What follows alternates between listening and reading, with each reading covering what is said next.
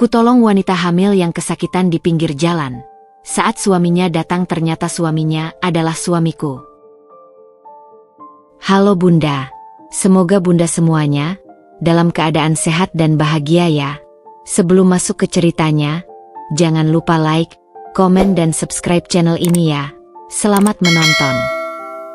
Langit di atas kota sore itu seperti tumpahan tinta abu-abu kelam, memuntahkan rintik hujan yang cepat berubah menjadi curahan deras yang tak kenal ampun. Butiran air menghantam kaca depan mobilku dengan suara berisik, menyamarkan segala suara lain di luar, termasuk detak jantungku sendiri yang terasa berdebar kencang. Aku, Mutia, mencoba memusatkan perhatian pada jalanan licin di depan, sementara jari-jariku erat menggenggam setir. Keadaan lalu lintas yang macet akibat hujan lebat semakin menambah beban di pikiranku. Pikiranku melayang kepada Mas Arza, suamiku tercinta, yang pagi tadi berpamitan dengan cepat sambil mencium keningku. Lembur lagi nih, sayang. Jangan tunggu makan malammu. Aku mungkin pulang larut, katanya dengan senyum yang kupahami sebagai bentuk tanggung jawabnya. Tapi, entah mengapa, belakangan ini kata, lembur, itu terasa begitu sering diucapkannya, hingga mulai meninggalkan rasa getir di lidahku. Aku menghela napas panjang, mencoba mengusir segala prasangka buruk yang mencoba merayap masuk ke relung hatiku. Mungkin aku hanya lelah, atau mungkin memang terlalu banyak drama di televisi yang kusaksikan hingga membuatku overthinking. Tidak, dia pasti hanya bekerja keras untuk kita, untuk masa depan kita, bisikku pada diri sendiri, berusaha menenangkan gejolak keraguan yang mulai menggerogoti. Aku memperlambat laju mobil saat melewati jalan yang agak sepi, kawasan yang memang belum terlalu ramai karena masih dalam tahap pengembangan. Genangan air di mana-mana membuatku harus ekstra hati-hati. Dan di sanalah, seperti sebuah skene dari film drama yang paling klise, mataku menangkap sebuah sosok. Seorang wanita, dengan tubuh yang menggigil kedinginan, berdiri di bawah guyuran hujan deras tanpa payung. Tapi yang paling membuatku tersentak adalah perutnya yang membuncit besar. Jelas menunjukkan bahwa dia dalam kondisi hamil tua. Tangannya memegangi pinggangnya erat-erat, dan wajahnya yang pucat keriput menahan rasa sakit yang tampaknya begitu menyiksa. Dia terhuyung-huyung, hampir terjatuh, seolah tidak memiliki tenaga lagi untuk melawan derasnya hujan dan rasa sakit yang menghampiri. Tanpa pikir panjang lagi, aku menyempatkan mobil di depannya. Hati ini terasa begitu teriris melihat keadaannya. Bagaimana mungkin ada orang yang tega membiarkan seorang wanita hamil dalam keadaan seperti ini? Aku membuka kaca jendela. Hujan langsung menyembur masuk membasahi lenganku. Bu, Ibu, butuh bantuan? Teriakku, mencoba menembus deru hujan. Wanita itu menoleh ke arahku. Matanya berkaca-kaca, campuran antara rasa sakit, malu, dan harapan. Tolong, suaranya lemah, nyaris tak terdengar. Tolong, air ketuban saya pecah. Saya tidak sanggup. Dia kembali memegangi perutnya, wajahnya semakin memucat. Jantungku berdebar kencang. Ini darurat. Cepat, naik Ibu. Saya antar Ibu ke rumah sakit. Aku segera membuka kunci pintu mobil dan bergegas turun, tidak peduli lagi hujan yang membasahi pakaianku. Aku membantunya dengan susah payah masuk ke kursi penumpang. Tubuhnya gemetar hebat, dan bajunya sudah basah kuyup. Aku mengambil selimut darurat yang selalu kusimpan di jok belakang dan menyelimutinya. Terima kasih, bisiknya sambil menggigil. Saya mau telepon suami, tapi HP-nya tidak aktif. Saya tidak tahu harus bagaimana. Tenang, Ibu. Fokus pada pernapasan saja. Nanti di rumah sakit kita hubungi lagi suami Ibu, kataku mencoba menenangkannya, sambil kembali masuk ke mobil dan bergegas melaju. Saya antar ke rumah sakit terdekat. Ya. RS Bersalin Sejahtera. Kira-kira 15 menit dari sini. Aku menyalakan penghangat mobil, berharap bisa sedikit mengurangi kedinginannya. Terima kasih, Mbak. Nama saya Devi, katanya sambil menghela napas berat. Tangannya masih tak lepas dari perutnya yang besar. Aku Mutia. Santai saja, Devi. Tarik napas dalam-dalam. Ibu kuat, ya? Bayinya juga pasti kuat. Aku mencoba menyemangatinya, sambil mataku sesekali mencuri pandang ke arahnya. Dia cantik, dengan wajah yang tulus. Ada rasa iba yang mendalam menyelimutiku. Dalam hati, aku membayangkan betapa paniknya suaminya nanti ketika tahu istrinya dalam keadaan seperti ini. Aku berharap, suamiku, Mas Arza, jika suatu saat berada dalam posisi seperti ini, pasti ada juga orang baik yang mau menolongku. Tapi, tentu saja, aku tidak pernah menginginkan hal seperti itu terjadi. Perjalanan menuju rumah sakit terasa begitu panjang. Hujan masih mengguyur dengan derasnya, membatasi pandanganku. Suasana dalam mobil hening, hanya terdengar suara rintik hujan, desisan AC, dan tarikan napas berat Devi yang sesekali diselingi rintihan kesakitan. Tiba-tiba, Devi merogoh tas kecilnya dan mengeluarkan ponsel. Saya coba telepon suami saya lagi. Ya, Mbak, dia pasti sangat khawatir. Aku mengangguk, fokus menyetir menerobos hujan. Silakan, Ibu. Semoga sekarang bisa terhubung. Dia memencet nomor dan menempelkan ponsel di telinganya. Beberapa detik kemudian, aku mendengarnya berbicara, suaranya lemah dan terbata-bata. Arza, desisnya, dan seketika itu juga, jantungku berhenti berdetak. Arza? Namanya sama dengan suamiku. Pasti hanya kebetulan. Arza kan nama yang tidak terlalu langka di daerah sini. Tapi, mengapa firasat buruk ini begitu kuat? Aku mencoba tenang, mendengarkan kelanjutan percakapannya. Arza, tolong, aku mau melahirkan. Aku sedang diantar seorang wanita baik. Kami menuju RS Bersalin Sejahtera. Cepat ke sana, ya, aku takut. Suaranya pecah, hampir menangis. Aku menelan ludah. Pikiranku langsung melayang kepada Mas Arza. Dengan gemetar, kuambil ponselku dan menekan nomornya dengan satu tangan. Not active. Persis seperti yang dikatakan Devi tentang suaminya. Dingin. Seluruh tubuhku terasa dingin, bukan karena AC atau hujan, tapi karena sebuah kemungkinan mengerikan yang mulai membayangi. Aku mencoba meyakinkan diri sendiri. Tidak mungkin. Mas Arzaku tidak mungkin melakukan ini. Dia mencintaiku. Ini pasti hanya kebetulan yang sangat tidak menyenangkan, tapi, benarkah? Pertanyaan itu terus mengusik, menghantui sisa perjalanan kami menuju rumah sakit, seolah-olah membawa kami bukan hanya kepada pertolongan medis, tetapi juga pada sebuah takdir yang sama sekali tidak pernah kuduga. Suara Devi yang memanggil nama Arza masih bergema di telingaku, bagai guntur di siang bolong yang menyambar tanpa peringatan. Seluruh tubuhku seketika terasa kaku, dingin yang bukan berasal dari AC mobil merayap dari ujung kaki hingga ke tulang punggung. Arza hanya dua suku kata, namun seolah memiliki kekuatan untuk meluluhlantakkan duniamu dalam sekejap. Aku mencoba menarik napas dalam-dalam, berusaha menenangkan diri yang tiba-tiba gemetar. Tidak mungkin, batinku membantah. Ini pasti hanya kebetulan. Arza adalah nama yang lumrah. Banyak orang bernama Arza di kota ini. Mas Arzaku sedang lembur, bekerja keras untuk kami, bukan orang yang bisa melakukan pengkhianatan keji seperti ini. Arza, tolong dengarkan aku, desis Devi lagi, suaranya semakin lemah dan penuh kepanikan. Air ketubanku sudah pecah. Aku sedang diantar seorang wanita baik. Kami menuju RS Bersalin Sejahtera. Dia terdiam sejenak, mendengarkan suara di seberang telepon. Aku tahu kamu sibuk, tapi tolong, datang ke sini. Cepat, ya? Aku sangat takut. Suaranya pecah, hampir menangis. Iya. Kamu langsung ke sini? Baik, terima kasih. Aku tunggu. Dia menutup telepon dan bersandar ke kursi, menatapku dengan wajah yang campur aduk antara malu dan lega. Maaf, Mbak, merepotkan sekali.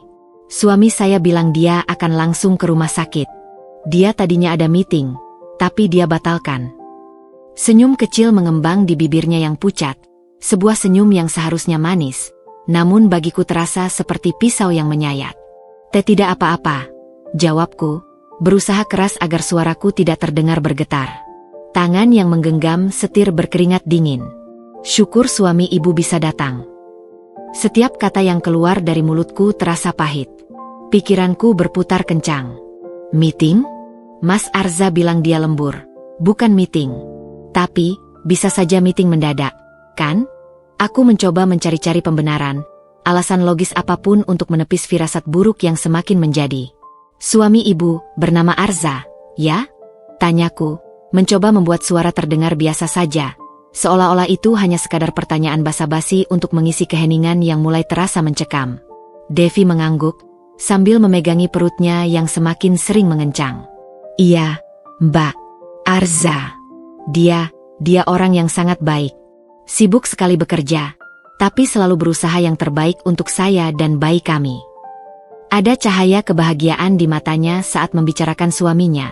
Sebuah cahaya yang dulu juga sering kulihat di cermin ketika membicarakan Mas Arza. Perasaan mual mulai mendera. Tadi dia sangat panik mendengar kabar saya. Langsung bilang akan meninggalkan segalanya dan datang ke rumah sakit. Meninggalkan segalanya, kata-kata itu seperti pukulan telak. Apakah aku termasuk dalam segala sesuatu yang akan ditinggalkannya? Aku merasa sulit bernapas. Udara di dalam mobil terasa pengap, seolah oksigen habis terkuras. Dengan tangan gemetar, kuambil ponselku dari tempatnya. Jempolku membuka layar kunci dengan gerakan yang kaku. Mataku menatap visasi pada ikon kontak, Mas Arza tercinta. Ku tekan nomornya, hati berdebar kencang, berharap, berdoa, untuk mendengar suaranya, untuk mendengar dia membantah semua kecurigaanku yang mengerikan ini. Bunyi, lalu. Nomor yang Anda tuju sedang tidak aktif. Silakan coba lagi nanti. Suara monoton dari pesan otomatis itu seperti tamparan keras di pipiku. Not aktif, persis seperti yang dikatakan Devi. Persis. Tidak mungkin ini kebetulan. Dua Arza. Keduanya tidak bisa dihubungi pada saat yang sama? Dua Arza yang keduanya memiliki istri yang sedang hamil? Akal sehatku mulai menolak kemungkinan ini hanya sebuah kebetulan belaka. Apakah suami ibu bekerja di daerah Sudirman? Tanyaku, suara bergetar yang kini tak bisa lagi kusembunyikan. Hatiku berdoa agar dia menjawab tidak. Devi memandangku, sedikit bingung dengan pertanyaanku yang tiba-tiba. Iya, Mbak. Di kawasan perkantoran Sudirman. Kenapa? Mbak? Apakah Mbak mengenalnya? Dunia di sekelilingku seakan berputar. Rasanya seperti semua oksigen di dalam mobil ini habis dalam sekejap. Kurasakan sebuah pukulan yang menghantam seluruh tubuhku. Sebuah pukulan yang tidak terlihat namun dampaknya lebih menyakitkan daripada apapun yang pernah kualami. Aku menggigit bibirku kuat-kuat, berusaha menahan tangis dan kepanikan yang ingin sekali meledak. Tidak mungkin. Tidak. Hanya terdengar familiar saja. Jawabku, suara serak. Aku memutar musik mobil dengan volume pelan, berharap bisa menutupi kegelisahan yang terpancar dari setiap pori-poriku. Kita sebentar lagi sampai. Devi, tahan ya, Bu. Aku menekan pedal gas sedikit lebih dalam, berusaha mencapai rumah sakit secepat mungkin. Bukan lagi hanya untuk menolong Devi, tapi juga untuk membuktikan apakah mimpi buruk ini nyata. Aku harus tahu. Aku harus melihat dengan mataku sendiri. Perjalanan yang tersisa terasa seperti sebuah perjalanan menuju tiang gantungan, di mana setiap meter yang ditempuh membawaku lebih dekat pada sebuah kenyataan pahit yang siap menghancurkanku. Hatiku berteriak, membenci diriku sendiri karena telah menolong wanita ini, karena telah membawanya lebih dekat untuk bertemu dengan suami yang mungkin. Oh, Tuhan, tolong jangan. Adalah suamiku sendiri. Mobil akhirnya sampai di bawah naungan atap masuk IGD RS Bersalin Sejahtera. Hujan masih turun dengan derasnya, seolah mencerminkan badai yang sedang mengamuk di dalam hatiku. Sebelum aku sempat membuka pintu, dua petugas medis dengan tandu sudah bergegas mendekat, waspada dan sigap. Mereka membuka pintu penumpang dengan hati-hati. Ada apa, Bu? Tanya salah satu petugas kepada Devi. Saya mau melahirkan. Air ketuban pecah di jalan, jawab Devi dengan suara lemah. Mereka segera membantunya pindah ke tandu. Devi memegang tanganku erat-erat sebelum mereka membawanya pergi. Terima kasih, Mbak Mutia. Saya tidak akan pernah melupakan kebaikan Anda. Matanya berkaca-kaca, penuh dengan rasa terima kasih yang tulus. Sebuah rasa terima kasih yang justru membuatku merasa seperti penipu. Seperti seseorang yang tanpa sadar telah membawa malapetaka ke dalam hidupnya sendiri. Atau justru sebaliknya? Aku hanya bisa mengangguk kaku, tidak mampu berkata-kata. Petugas segera membawanya masuk, meninggalkanku sendirian di bawah atap masuk, basah kuyup, tubuh gemetar, dan hati yang hancur berkeping-keping. Aku memarkirkan mobil dan berjalan seperti orang linglung menuju lobi rumah sakit. Bau disinfektan yang menyengat memenuhi hidungku, menambah rasa mual yang sudah menggelayut di kerongkongan. Kursi di sudut lobi yang sepi menjadi pilihanku. Aku terjatuh ke atasnya, tidak peduli dengan pakaianku yang masih basah menempel di kulit. Tanganku menggenggam ponsel, menatap layar hitam yang memantulkan bayanganku yang payah. Telepon dia lagi, bisik sebuah suara di kepalaku. Mungkin sekarang sudah aktif. Mungkin dia sedang mencoba menghubungimu. Dengan jari-jari yang gemetar, kuhidupkan layar dan menekan nomor Mas Arza lagi. 1 kali, 2 kali, 3 kali, bunyi dial tone yang sama, diikuti oleh pesan monoton yang sama. Tidak aktif. Aku menutup mata, mencoba menenangkan napas yang tersengal-sengal. Mungkin dia sedang dalam perjalanan ke sini. Mungkin dia adalah Arza yang berbeda. Mungkin. 30 menit berlalu seperti siksaan yang tiada henti. Setiap langkah kaki yang terdengar di lobi membuat jantungku berdebar kencang, berharap dan sekaligus takut. Aku memandangi jam di dinding, detik demi detik berdetak dengan lambatnya, menyiksa. Lalu, tiba-tiba, suasana berubah. Langkah kaki tergesa-gesa, berat, mendekat dari arah pintu masuk. Sebuah suara yang terlalu akrab, suara yang selama ini menjadi sandaran dan kedamaianku, sekarang membekukan darah di nadiku. Devi. Di mana Devi? Aku membuang muka ke arah sumber suara. Dan di sana, berdiri Mas Arza. Rambutnya acak-acakan, basah oleh hujan. Kemeja kerjanya yang biasanya rapi kini kusut, dengan beberapa kancing terbuka. Matanya liar, panik, memindai setiap sudut lobi. Dia tidak melihatku, yang duduk terpaku di sudut yang agak gelap. Dia hanya melihat seorang perawat yang berjalan mendekatinya. "Bapak mencari siapa?" tanya perawat itu. "Devi, istri saya. Dia baru saja dibawa ke sini. Dia mau melahirkan," teriak Mas Arza. Suaranya penuh keprihatinan yang dalam, sebuah kepanikan yang belum pernah kulihat sebelumnya, bahkan ketika aku sendiri sedang sakit. "Oh, Ibu Devi, silakan tenang, Pak. Istrinya sudah kami bawa ke ruang bersalin. Tim dokter sedang menanganinya," jawab perawat itu dengan tenang. "Istrinya?" Kata itu keluar dari mulut Mas Arza tanpa keraguan sedikitpun. Sebuah pengakuan terbuka di depan umum. Dunia di sekitarku seakan runtuh, bergerak dalam slow motion. Suara-suara menjadi sayup, penglihatanku kabur, hanya terfokus pada pria yang berdiri di sana. Pria yang selama 5 tahun menjadi suamiku, menjadi cintaku. Dengan sisa kekuatan yang hampir habis, aku berdiri. Kaki-kakiku terasa seperti dibuat dari kapas, goyah dan tidak stabil. Aku melangkah mendekatinya, suaraku keluar seperti desisan angin, lemah dan nyaris tak terdengar. "Mas Arza." Dia berbalik. Wajahnya yang semula panik dan penuh khawatir, berubah drastis dalam sekejap. Wajahnya memucat, bagai melihat hantu. Matanya membelalak, penuh dengan rasa bersalah, ketakutan, dan keterkejutan yang tak terbendung. Dia seperti anak kecil yang ketahuan melakukan kesalahan besar. Tapi kesalahan ini bukanlah memecahkan vas kesayangan, melainkan menghancurkan seluruh fondasi pernikahan kami. Mutia? Gumamnya, suaranya serak. Apa yang kau lakukan di sini?" Aku berdiri di hadapannya, air mata yang selama ini kutahan akhirnya menetes, membasahi pipiku yang sudah basah oleh air hujan. "Itu pertanyaanku, Mas," kataku. Suaraku bergetar hebat, penuh dengan luka yang dalam. "Apa yang kamu lakukan di sini? Dan siapa sebenarnya Devi bagimu?" Setiap kata yang keluar terasa seperti kaca yang melukai kerongkonganku. Dia terdiam, mulutnya terbuka sedikit, tetapi tidak ada suara yang keluar. Dia tidak bisa berkata-kata. Tidak ada pembelaan, tidak ada penjelasan yang bisa diajukannya. Pengakuan itu tertulis jelas di wajahnya yang hancur, di matanya yang tidak berani menatapku lama-lama.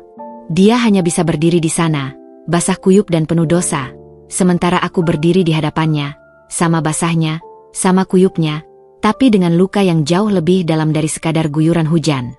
Kami berdiri berhadapan di tengah lobi yang tiba-tiba terasa sangat sunyi, seolah seluruh suara dunia telah disedot ke dalam kekosongan. Air mata yang mengalir di pipiku terasa panas, membakar setiap inci kulit yang dilaluinya. Wajah Mas Arza yang memucat bagai kain kafan menjadi bukti nyata dari semua kecurigaanku yang selama ini kupendam dalam-dalam. Pengakuan diamnya lebih menyakitkan daripada ribuan kata-kata penuh kebohongan. Mutia, aku. Akhirnya dia mencoba berbicara, suaranya serak dan penuh keputusasaan. Tangannya yang biasanya hangat ketika memegangiku, kini terangkat setengah, seolah ingin menyentuhku tapi takut akan penolakan. Jangan, potongku, suaraku lebih tegas dari yang kukira. Jangan coba-coba menjelaskan apapun, Arza. Kali ini, untuk pertama kalinya dalam 5 tahun pernikahan kami, aku tidak memanggilnya Mas. Dia telah kehilangan hak itu. Jawab pertanyaanku. Siapa Devi bagimu? Dan siapa bayi yang akan dilahirkannya bagimu? Dia menunduk, bahunya turun seperti orang yang kalah. Dia, Devi adalah. Napasnya terseduh-seduh. Dia adalah istriku. Kata-kata itu diucapkan begitu pelan, tapi dampaknya seperti ledakan bom di telingaku. Aku menggigit bibirku sampai terasa ada rasa besi darah. Istrimu? Ulangku. Suaraku bergetar tak terkendali. Jadi, selama ini kamu memiliki 2 istri? Aku dan dia? Dan dia sedang melahirkan anakmu. Setiap pertanyaan yang kuluapkan terasa seperti menyayat nafasku sendiri. Dia mengangguk pelan, masih tidak berani menatap mataku. Aku terjebak. Mutia. Dia mengancam akan bunuh diri jika aku tidak menikahinya. Aku tidak tahu lagi harus berbuat apa. Aku hanya tidak ingin ada nyawa melayang karena ulahku. Jadi, alasanmu adalah untuk menyelamatkan nyawa? Tanyaku, suaraku mengandung sarkasme yang pedas. Dengan cara mengorbankan pernikahan kita? Dengan cara membohongiku berbulan-bulan? Dengan cara memiliki anak dengan wanita lain? Aku menggeleng-geleng. Rasa sakit itu begitu luar biasa hingga aku merasa akan pingsan. Kamu tahu, Arza, selama ini aku membela kamu di depan semua orang. Ketika ibuku meragukan, lembur MU yang terlalu sering, aku yang membelamu. Ketika teman-temanku mencurigai perubahan sikapmu, aku yang membungkam mereka dengan mengatakan bahwa kamu hanya lelah bekerja. Dan ternyata, selama ini, aku tidak bisa melanjutkan. Tangis menyembul kuat, membuatku terhuyung. Mutia, maafkan aku. Aku mencintaimu. Aku benar-benar hanya mencintaimu. Dia berseru, akhirnya menatapku. Matanya juga basah. Dia hanya kesalahan.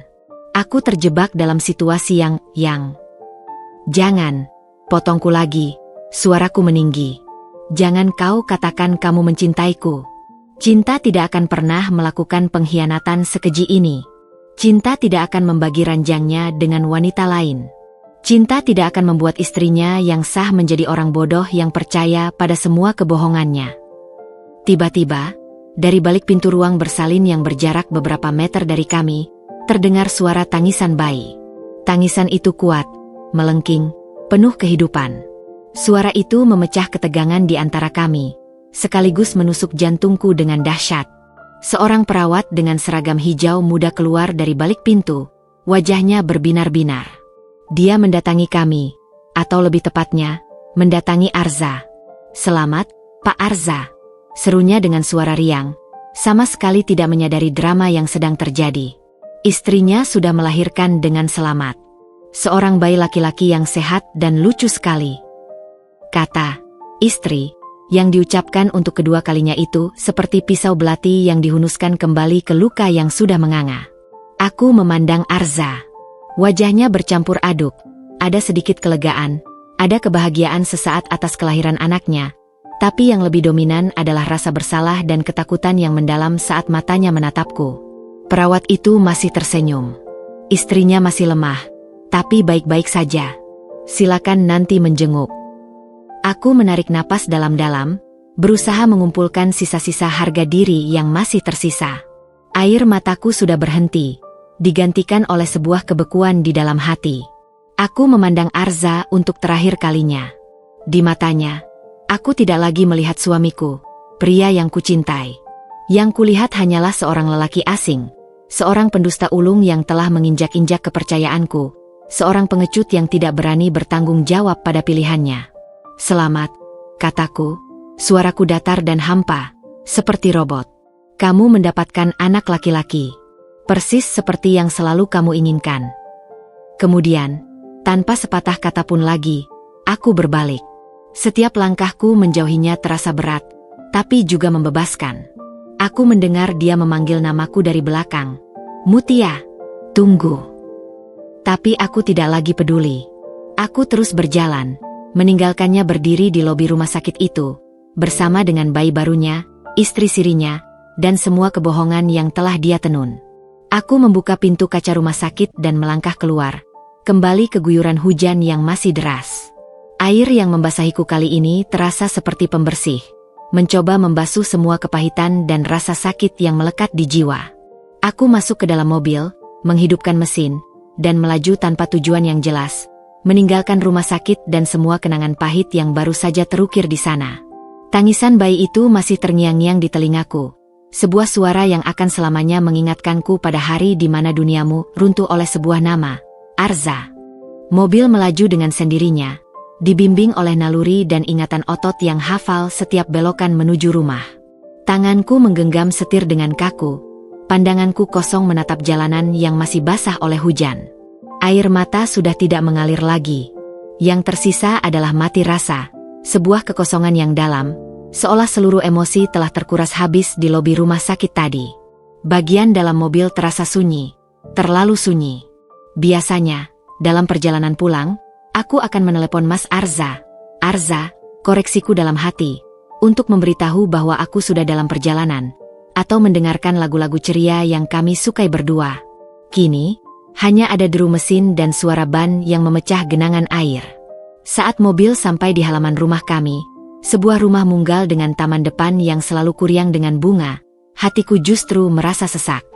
Rumah yang dulu menjadi tempat berlindung dan kebahagiaan, kini terasa seperti sebuah museum yang penuh dengan artefak kebohongan. Aku mematikan mesin dan duduk saja di dalam mobil untuk beberapa saat, mengumpulkan keberanian untuk memasuki tempat yang seharusnya menjadi rumah, tetapi kini terasa lebih asing daripada hotel sekalipun. Akhirnya, dengan langkah berat, aku keluar dari mobil dan berjalan menuju pintu depan. Kunciku masih sama, bunyinya, klik, yang familiar saat membuka pintu. Begitu aku masuk, bau rumah yang khas, campuran wangi lilin aromaterapi vanila dan pembersih lantai, menyambutku. Bau yang biasanya menenangkan, kini justru membuatku mual. Mataku langsung tertuju pada foto pernikahan kami yang tergantung besar di dinding depan. Aku, dengan gaun pengantin putih, tersenyum bahagia dipeluk olehnya, yang memandangku dengan penuh cinta. Cinta? Apakah itu cinta? Atau hanya sandiwara belaka? Aku berjalan mendekati foto itu, jari-jariku hampir menyentuh kaca yang melindunginya. Wajahnya yang tersenyum dalam foto itu kini terasa seperti olok-olok. Apa yang sebenarnya kau pikirkan saat foto ini diambil? Arza? Apakah kau sudah mengenal Devi saat itu? Apakah senyum manismu padaku adalah kepura-puraan? Bohong. Semuanya bohong. Bisikku pada ruangan yang kosong, suaraku parau. Aku berjalan pelan menuju ruang keluarga. Setiap sudut rumah ini seakan bersekongkol untuk menyiksaku. Sofa ini, batinku, disinilah kami duduk kemarin malam, menonton film sambil tangannya melingkari pundakku. Meja makan itu, disitulah dia minggu lalu memujiku karena berhasil memasak makanan favoritnya. Buku-buku di rak itu adalah koleksinya yang selalu dia rawat dengan bangga. Segala sesuatu di rumah ini bernapas dengan kenangan. Dan setiap kenangan itu kini berubah menjadi racun yang perlahan-lahan membunuhku dari dalam. Aku menaiki tangga menuju kamar tidur. Pintu kamar terbuka, dan tempat tidur king size kami, dengan sprei warna biru muda pilihannya, terlihat rapih. Tiba-tiba, bayangan dirinya dan Devi, mungkin di apartemen lain, di ranjang lain, menghantuiku. Apakah dia juga memilih sprei untuk mereka? Apakah dia juga membelikan Devi hadiah-hadiah seperti yang sering dilakukannya padaku? Pertanyaan-pertanyaan itu menggerogoti, membuatku ingin menjerit. Aku masuk ke dalam kamar mandi. Sikat giginya masih berada di tempatnya, berdampingan dengan sikat gigiku. Odol merek yang sama yang selalu kami pakai. Segalanya tampak normal, terlalu normal. Ini adalah kehidupan yang kami bangun selama 5 tahun.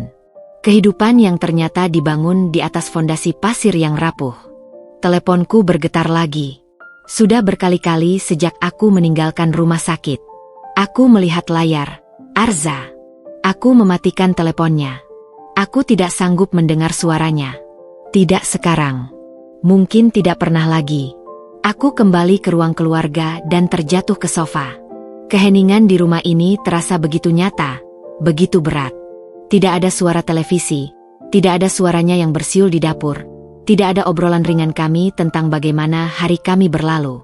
Yang ada hanyalah suara detak jam dinding yang seolah menegaskan setiap detik kesendirianku.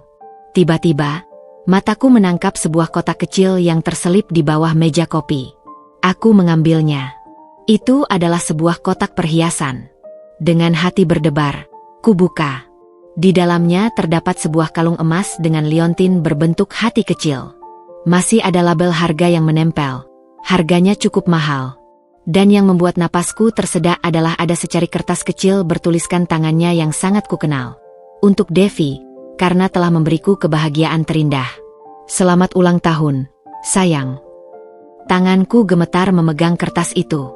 Jadi, bukan hanya istri Siri dan anak, tapi juga ada perayaan ulang tahun, hadiah-hadiah mahal, dan kata-kata manis yang seharusnya hanya untukku. Kertas itu seperti bukti fisik terakhir yang menghancurkan semua keraguan yang mungkin masih tersisa.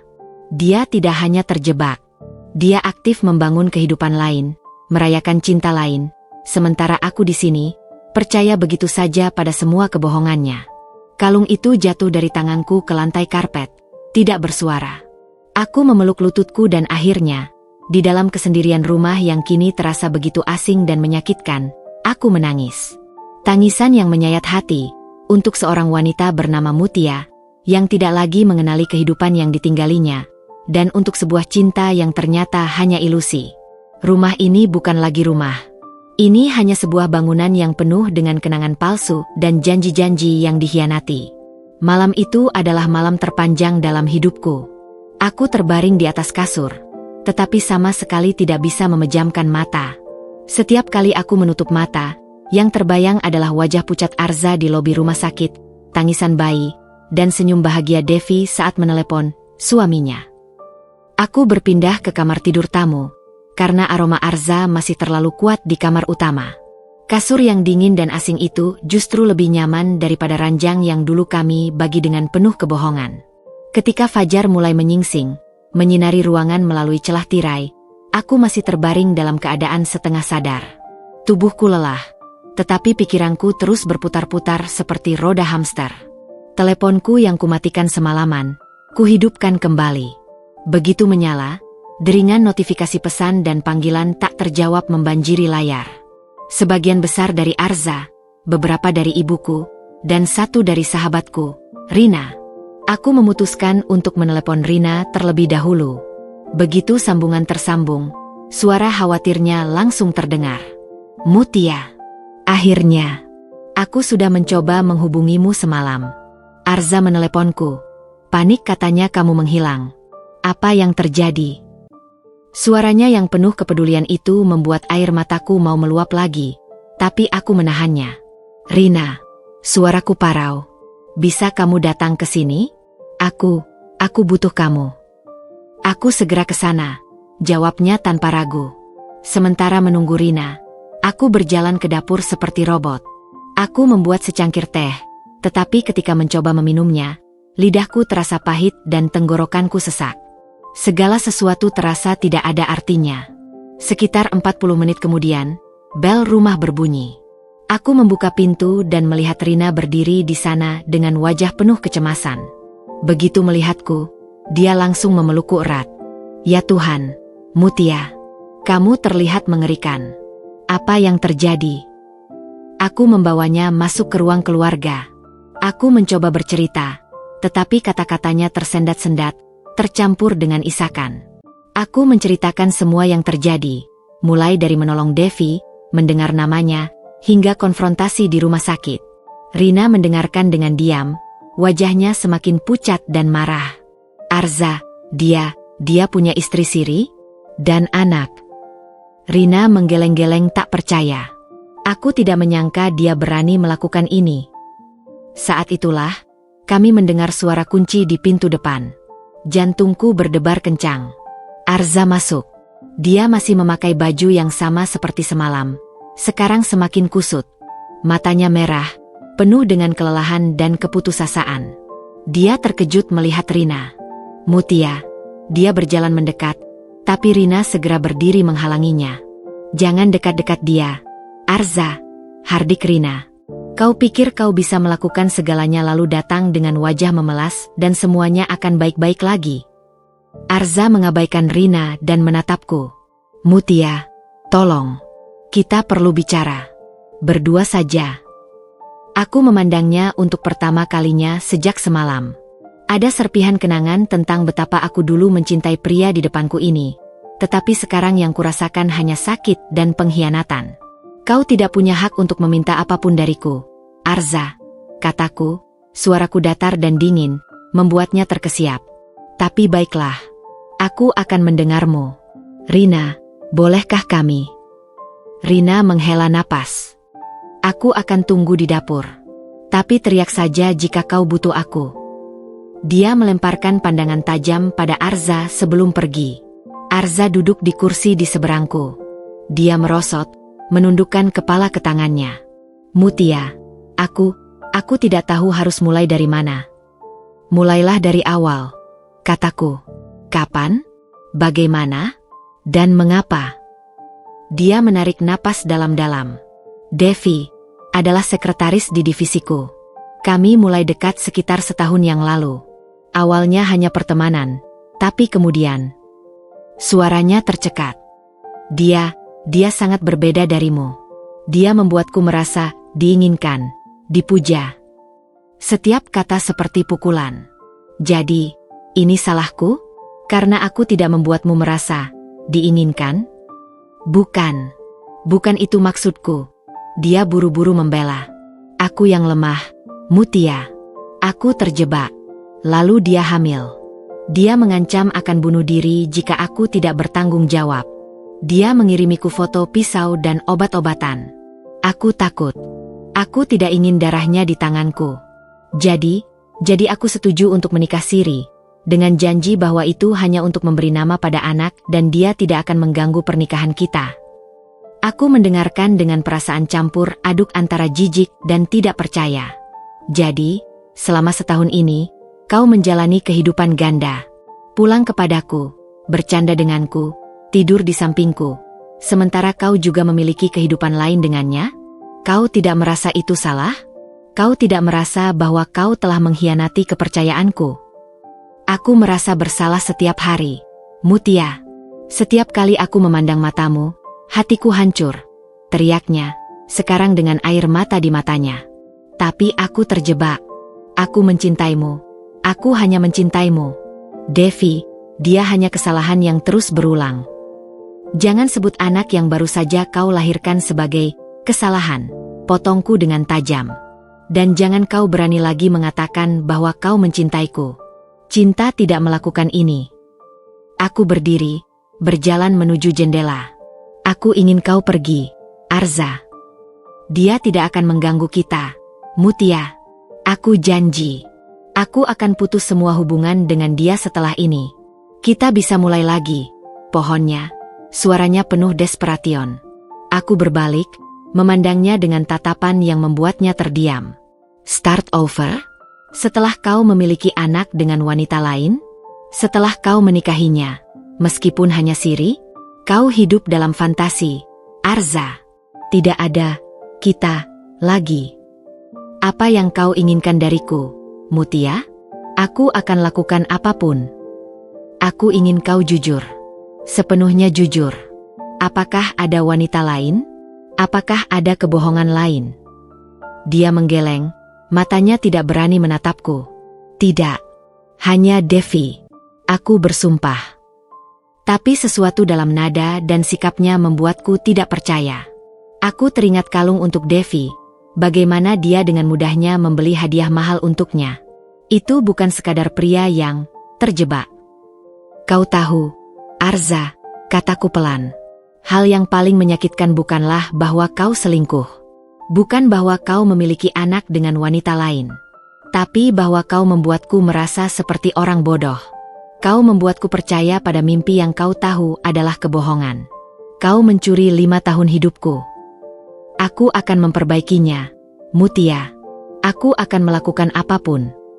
Keluarlah, kataku, menunjuk ke pintu. Aku butuh waktu untuk berpikir. Dan kau punya bayi yang baru lahir untuk kau urus. Pergilah ke istrimu yang lain. Dia terduduk diam untuk beberapa saat, sebelum akhirnya berdiri dan berjalan pelan ke pintu. Diambil pintu, dia berbalik. Aku mencintaimu, Mutia. Aku selalu mencintaimu. Aku tidak menjawab. Aku hanya membiarkan pintu tertutup, memisahkannya dariku, dan memisahkanku dari kehidupan yang selama ini aku pikir adalah milikku. Begitu pintu tertutup, Rina segera keluar dari dapur dan memelukku erat saat tubuhku akhirnya lemas dan menangis. Dengarkan aku, Mutia, bisik Rina. Kau kuat. Kau akan melalui ini. Dan aku akan di sini untukmu, setiap langkahnya. Pelukannya terasa hangat, sebuah kenyamanan kecil di tengah runtuhnya duniamu. Tapi jauh di dalam hatiku, aku tahu sesuatu telah patah, dan tidak akan pernah bisa diperbaiki. Dan yang lebih penting, aku mulai menyadari bahwa cerita Arza tidak sepenuhnya jujur. Dan aku bertekad untuk mencari tahu kebenaran seutuhnya. Hari-hari berikutnya terasa seperti berjalan melalui kabut. Aku menghabiskan waktu di rumah, menolak semua panggilan dari Arza. Rina tinggal bersamaku selama beberapa hari, menjadi penopang yang kusyukuri.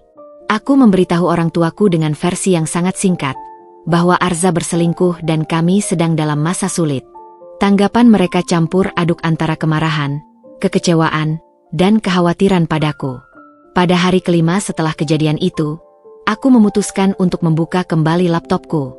Aku perlu melakukan sesuatu untuk mengalihkan pikiranku, atau aku akan tenggelam dalam kesedihan.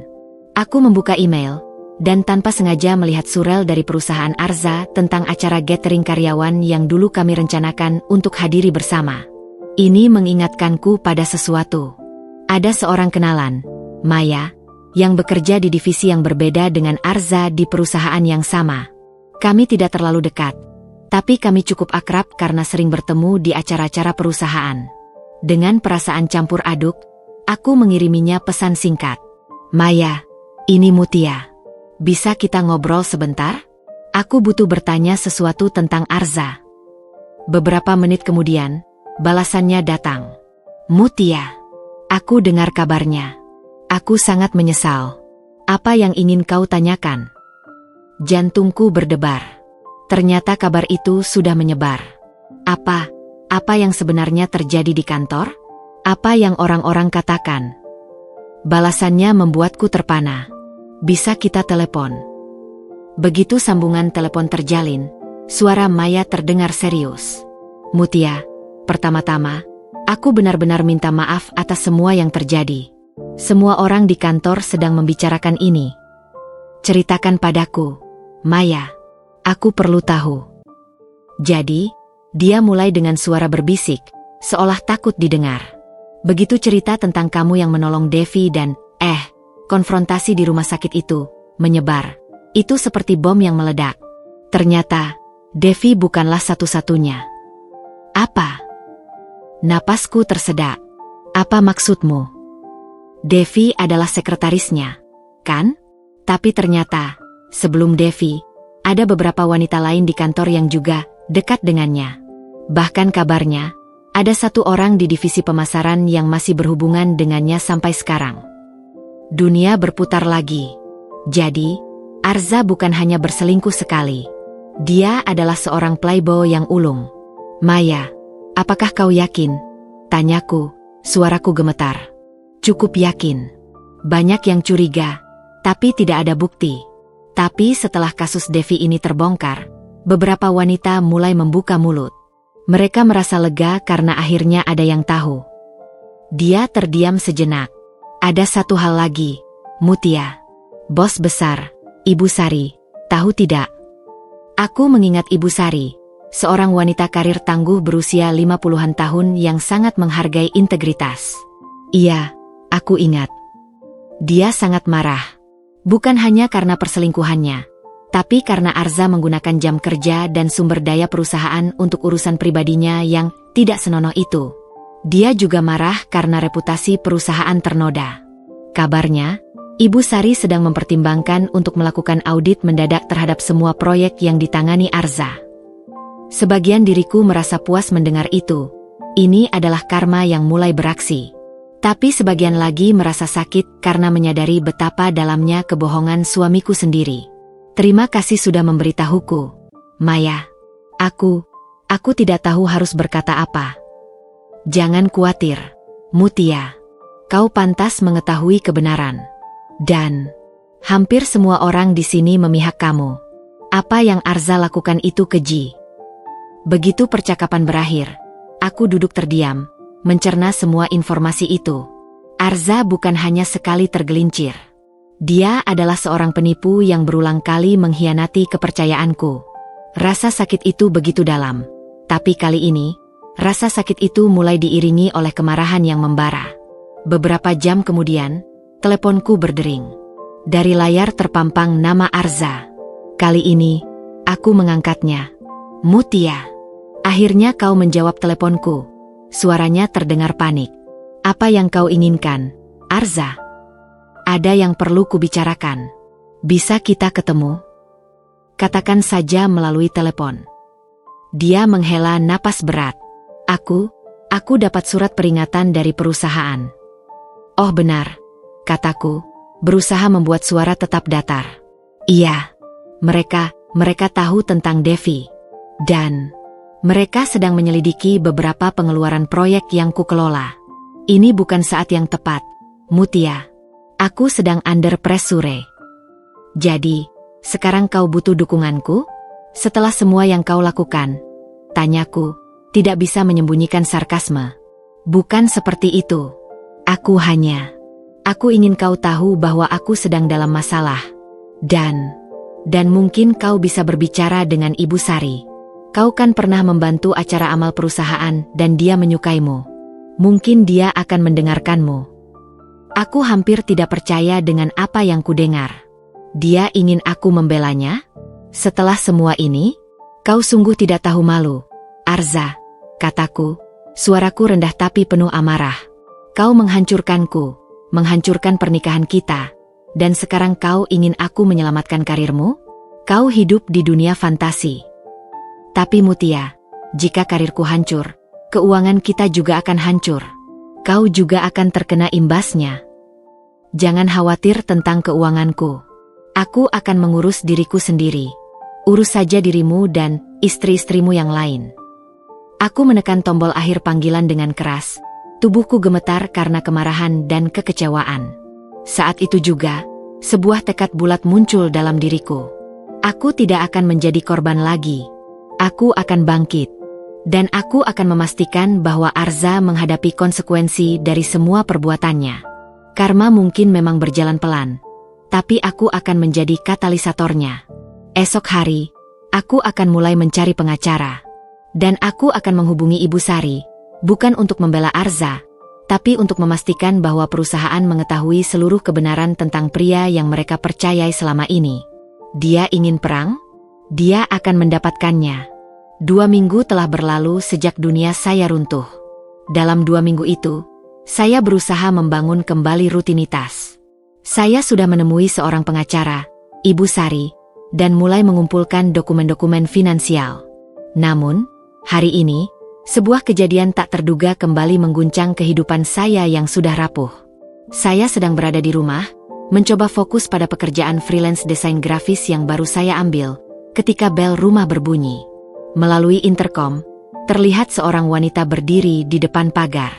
Dia mengenakan dress sederhana, wajahnya masih terlihat sedikit pucat pasca melahirkan. Itu adalah Devi. Jantung saya langsung berdebar kencang. Apa yang dia lakukan di sini? Dengan tangan sedikit gemetar, saya membuka pintu. Devi, sapa saya, berusaha menjaga suara tetap netral. Dia terlihat gugup, tangannya memegang erat tas kecilnya. Mbak Mutia, maaf mengganggu. Bisa saya bicara sebentar dengan Anda? Saya menghela napas. Saya ingin menolak, tapi rasa ingin tahu dan mungkin sedikit belas kasihan pada kondisinya membuat saya mengizinkannya masuk. Silakan. Dia masuk dan duduk di ujung sofa, sementara saya duduk berseberangan dengannya. Suasana ruangan langsung tegang. Saya ingin meminta maaf, ujarnya, memecah keheningan. Matanya tidak berani menatap saya langsung. Saya tidak tahu bahwa Mas Arza sudah menikah. Dia bilang dia janda. Saya mendengarkan dengan skeptis. Apakah ini alasan yang dia dan Arza buat-buat? Dia punya foto pernikahan kami di meja kerjanya. Devi, rumah ini jelas rumah keluarga. Apakah kamu tidak pernah curiga? Dia menggeleng, air mata mulai menggenang di matanya. Dia bilang itu foto almarhum istrinya. Dan dia bilang rumah ini adalah peninggalan orang tuanya. Saya percaya saja. Dia menarik napas dalam-dalam. Saya baru tahu semuanya setelah Anda menolong saya di rumah sakit. Saya merasa sangat bersalah, Mbak. Saya mengamati wajahnya. Apakah dia benar-benar korban seperti saya? Atau ini hanya sandiwara? Lalu, apa yang kamu inginkan sekarang, Devi? Kenapa kamu datang ke sini? Dia mengusap air matanya. Saya tidak punya siapa-siapa, Mbak. Keluarga saya di kampung. Mereka tidak menerima saya karena hamil di luar nikah. Setelah melahirkan, Arza, sikapnya berubah.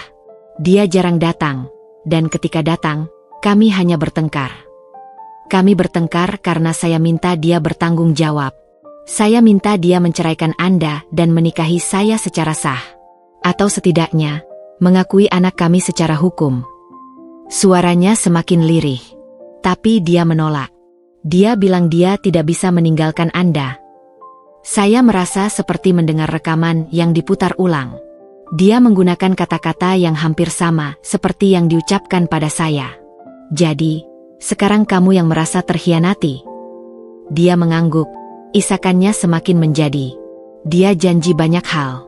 Janji akan meninggalkan Anda setelah anaknya lahir. Janji akan membeli rumah untuk saya dan bayi. Tapi sekarang dia malah marah-marah dan bilang saya yang merusak hidupnya. Saya berdiri dan berjalan ke jendela, mencoba mengatur emosi. Kemarahan pada Arza semakin menjadi. Dia tidak hanya membohongi saya, tapi juga membohongi Devi dengan janji-janji palsu. Devi, saya turut prihatin dengan keadaanmu. Tapi kamu harus tahu, saya juga adalah korban dari kebohongan Arza. Saya tidak bisa membantumu dalam hal ini. Dia bilang Anda orang yang baik, bisiknya. Dia bilang Anda pasti akan mengerti. Saya cuma ingin anak saya punya nama ayah yang sah. Dia anak laki-laki, Mbak. Dia butuh figur ayah. Saya menutup mata, merasakan sakit kepala mulai menyerang. Itu adalah urusan antara kamu dan Arza, Devi. Saya sedang dalam proses untuk bercerai dengannya. Tapi dia tidak mau. Dia bilang dia tidak akan menceraikan Anda. Dia bilang dia masih mencintai Anda, teriak Devi, sekarang dengan nada putus asa. Saya tidak tahu harus berbuat apa lagi. Uang yang dia berikan sudah hampir habis untuk biaya melahirkan dan sewa apartemen. Saya tidak bisa kerja karena harus mengurus bayi. Percakapan kami terputus ketika telepon saya berdering. Dari layar terpampang foto Arza. Saya mengangkatnya dengan enggan. Mutia, Devi ada di situ? Dia baru saja menelepon saya, mengancam akan datang ke rumahmu. Suara Arza panik. Ya, dia di sini. Dan kami sedang berbicara. Jangan percaya omongannya, Mutia. Dia hanya ingin memancing emosimu. Saya memotongnya. Arza, cukup. Saya tidak ingin mendengar alasanmu lagi. Urusan kamu dan Devi adalah urusan kamu. Saya tidak tertarik. Saya menutup teleponnya. Saya menatap Devi yang masih terisak-isak. Dalam hati, Saya tahu dia juga adalah korban, meskipun mungkin dia tidak sepenuhnya tidak bersalah. Devi, panggil saya dengan suara lembut. Kamu harus menyadari bahwa Arza bukanlah pria yang bisa diandalkan. Dia telah membohongi kita berdua. Daripada berharap padanya, lebih baik kamu pikirkan bagaimana caranya mandiri untuk kamu dan anakmu. Dia mengangkat wajahnya, mata merah bengkak. Tapi bagaimana, Mbak? Saya tidak punya keahlian khusus. Saya tidak bisa membantumu secara finansial, Devi. Tapi saya bisa memberimu saran. Cobalah cari informasi tentang pelatihan kerja untuk ibu muda. Atau kamu bisa mencoba kerja freelance online. Setidaknya, itu bisa menjadi awal. Dia mengangguk pelan, meski masih terlihat putus asa. Saya akan coba. Maaf sudah merepotkan Anda, Mbak Mutia. Setelah Devi pergi, saya berdiri lama di depan pintu, pikiran kalut. Arza tidak hanya menghancurkan hidup saya, tapi juga hidup wanita lain dan seorang bayi yang tidak berdosa. Karma mulai berjalan untuknya, tapi sayangnya, orang-orang di sekitarnya juga ikut terkena imbas. Telepon berdering lagi. Masih dari Arza. Saya mengangkatnya, kali ini dengan amarah yang meluap. Apalagi, Arza. Mutia, tolong, jangan dengarkan dia. Dia hanya... Dengarkan saya baik-baik, Arza. Potong saya. Suara saya dingin dan tegas. Kamu telah membuat kekacauan ini. Sekarang, hadapi konsekuensinya. Saya tidak akan lagi menjadi bagian dari drama kotormu. Uruslah istri dan anakmu yang lain. Dan jangan hubungi saya lagi kecuali melalui pengacara. Saya menutup telepon sebelum dia sempat membalas. Kali ini, saya benar-benar memblokir nomornya. Sudah cukup. Sudah cukup air mata dan drama. Saatnya untuk saya mengambil kendali penuh atas hidup saya sendiri. Dan membiarkan Arza tenggelam dalam kekacauan yang dia ciptakan. 2 hari setelah kunjungan Devi yang tak terduga, aku duduk di balkon kamar tamu, menatap halaman depan rumah yang dulu begitu kusayangi. Bunga-bunga di taman mulai layu karena kurang perhatian. Seperti pernikahanku, pikirku getir. Butuh perawatan dan kesetiaan untuk membuatnya tetap hidup, dan Arza telah mengabaikan keduanya. Pikiranku melayang pada percakapanku dengan Devi. Aku menyadari sesuatu yang penting. Selama ini, aku terlalu fokus pada apa yang telah hilang. Pernikahanku, kepercayaanku, masa depanku yang telah kurencanakan dengan Arza. Aku lupa untuk melihat apa yang masih tersisa, diriku sendiri. Aku masih punya kemampuan, kesehatan, dan sedikit tabungan yang selama ini kusimpan diam-diam tanpa sepengetahuan Arza.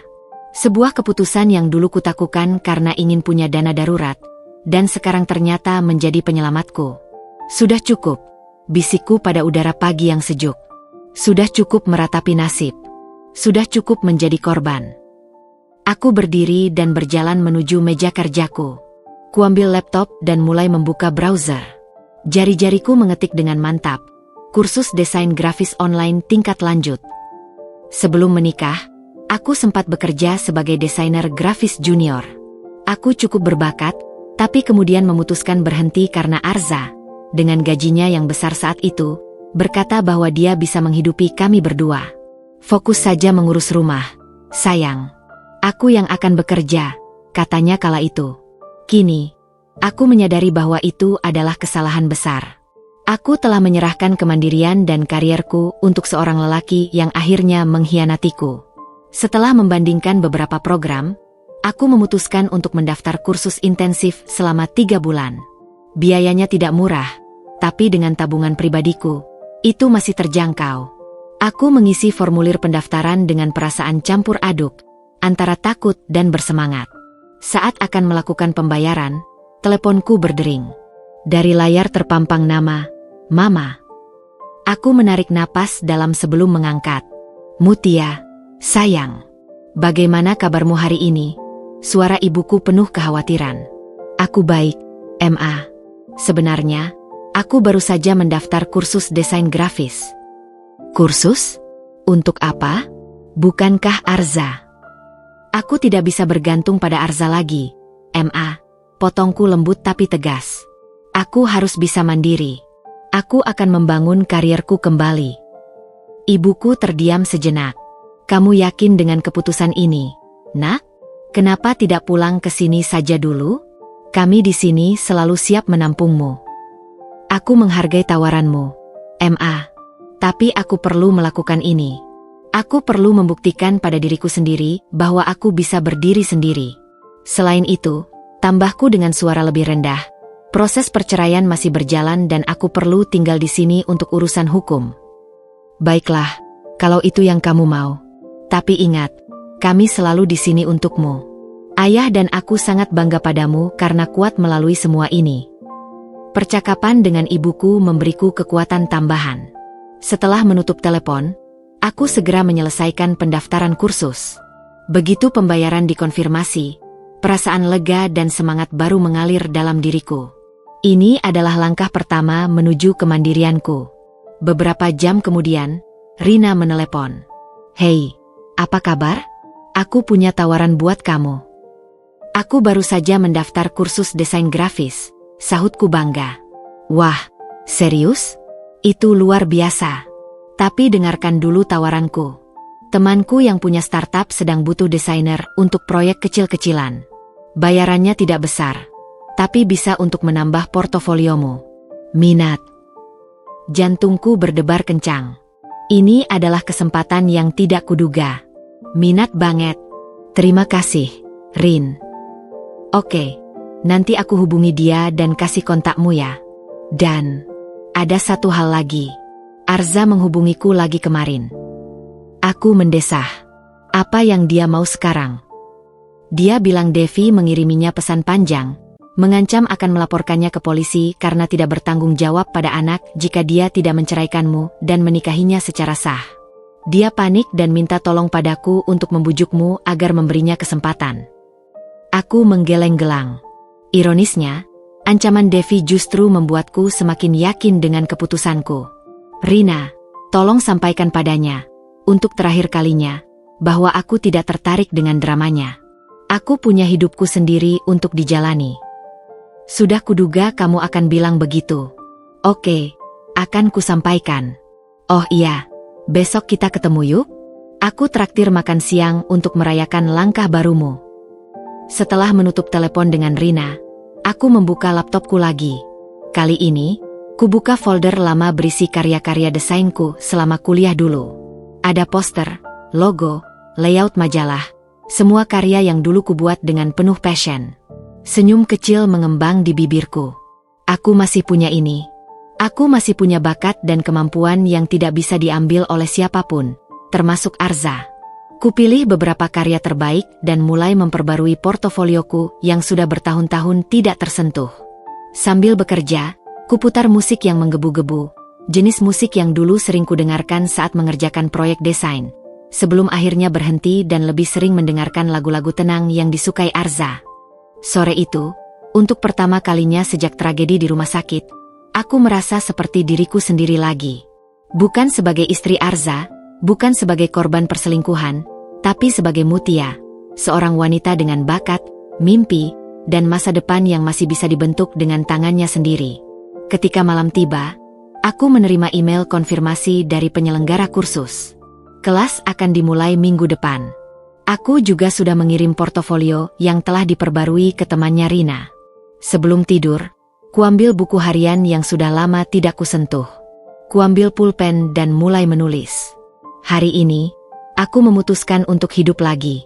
Bukan untuk Arza, bukan untuk siapa-siapa, tapi untuk diriku sendiri. Mungkin jalannya masih panjang dan berliku, tapi setidaknya aku sudah mengambil langkah pertama.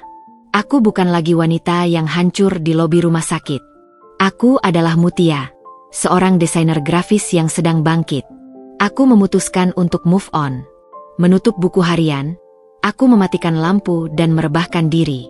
Untuk pertama kalinya dalam beberapa minggu, tidurku nyenyak, tanpa mimpi buruk tentang pengkhianatan dan air mata. Yang ada hanyalah harapan baru akan hari esok yang lebih baik. 6 minggu telah berlalu sejak aku memutuskan untuk mengambil kendali hidupku kembali. Rutinitasku kini dipenuhi dengan kursus desain grafis intensif dan beberapa proyek freelance kecil-kecilan. Setiap hari, aku merasa semakin percaya diri dengan kemampuanku yang kembali terasah. Portofolioku mulai bertambah, dan yang paling membanggakan, aku bahkan mulai mendapatkan klien dari rekomendasi sendiri, bukan lagi semata-mata dari bantuan Rina. Suatu sore, saat aku sedang asyik menyelesaikan desain logo untuk sebuah kedai kopi baru, teleponku berdering. Dari layar terpampang nomor yang tidak kukenal, tapi berlogo perusahaan tempat Arza bekerja. Penasaran, aku mengangkatnya. Halo, dengan Mutia? Iya, dengan saya. Siapa ini? Selamat siang, Bu. Saya Andi dari Divisi HRD PT Karya Nusantara. Saya ingin mengonfirmasi beberapa hal terkait dengan Bapak Arza, suami Anda. Apakah ada waktu sebentar? Dadaku sesak. Apa yang terjadi sekarang? Saya sedang dalam proses perceraian dengan Bapak Arza. Mungkin lebih baik Anda menghubunginya langsung.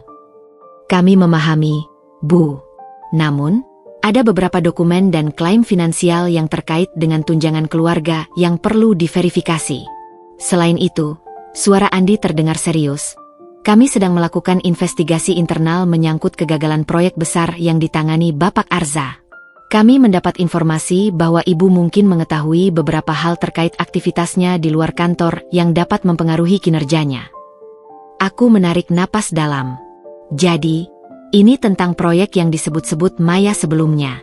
Saya tidak ingin terlibat lebih dalam, Pak Andi. Saya hanya bisa mengatakan bahwa saya sudah tidak tinggal bersama Bapak Arza dan tidak mengetahui detail pekerjaannya dalam beberapa bulan terakhir. Saya mengerti, Bu. Maaf mengganggu. Terima kasih atas waktunya. Begitu telepon ditutup, pikiranku kalut. Sebagian diriku merasa puas.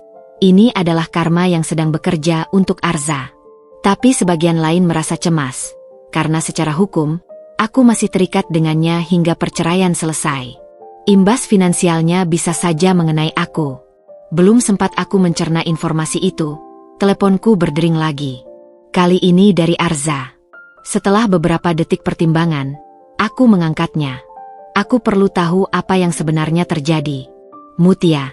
Suaranya terdengar parau dan putus asa, sangat berbeda dengan nada percaya diri yang biasa dia pakai. Aku dalam masalah besar. Aku tahu.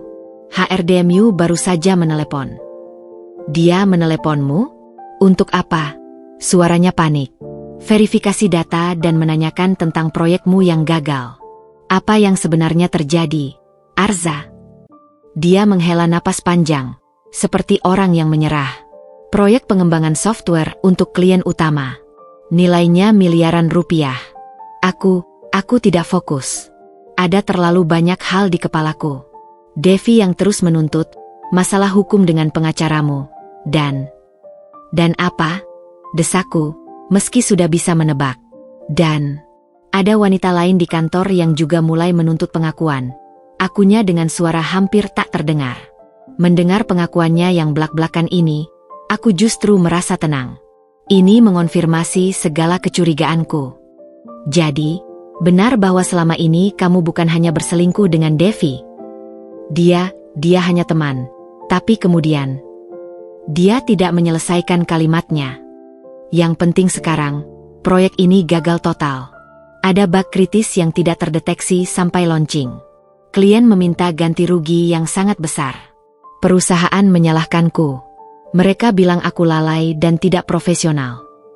Dan kamu memang begitu, Arza, kataku dengan tegas. Kamu lalai terhadap pernikahanmu, lalai terhadap tanggung jawabmu sebagai suami, dan sekarang terbukti lalai dalam pekerjaanmu. Tapi mereka akan memecatku, Mutia. Dan bukan hanya itu, mereka mengancam akan menuntutku secara hukum jika aku tidak menanggung sebagian kerugian. Aku bisa bangkrut. Dalam suaranya, aku tidak lagi mendengar rasa bersalah. Yang ada hanyalah ketakutan akan kehilangan materi dan status. Tidak ada penyesalan karena telah menyakiti orang lain. Apa yang kau inginkan dariku, Arza? Aku tidak bisa membantumu. Tolong, Mutia. Ibu Sari masih menyukaimu. Bicaralah dengannya. Jelaskan bahwa aku sedang melalui masa sulit dalam rumah tangga. Mungkin dia akan memberi keringanan. Aku hampir tertawa mendengar permintaannya yang menggelikan itu. Jadi, sekarang kau ingin aku menggunakan masa sulit dalam rumah tangga, yang kau ciptakan sendiri sebagai pembenaran untuk kelalaian profesionalmu? Kau tidak malu, Arza? Ini bukan soal malu, Mutia. Ini soal hidup matiku. Jika aku dipecat dan harus membayar ganti rugi, tunjangan yang harus aku berikan padamu juga akan berkurang. Sekali lagi, dia hanya memikirkan dirinya sendiri. Bahkan dalam ancaman kebangkrutan, dia menggunakanku sebagai alat untuk memanipulasi. Dengarkan baik-baik, Arza, kataku. Suaraku rendah tapi penuh tekad.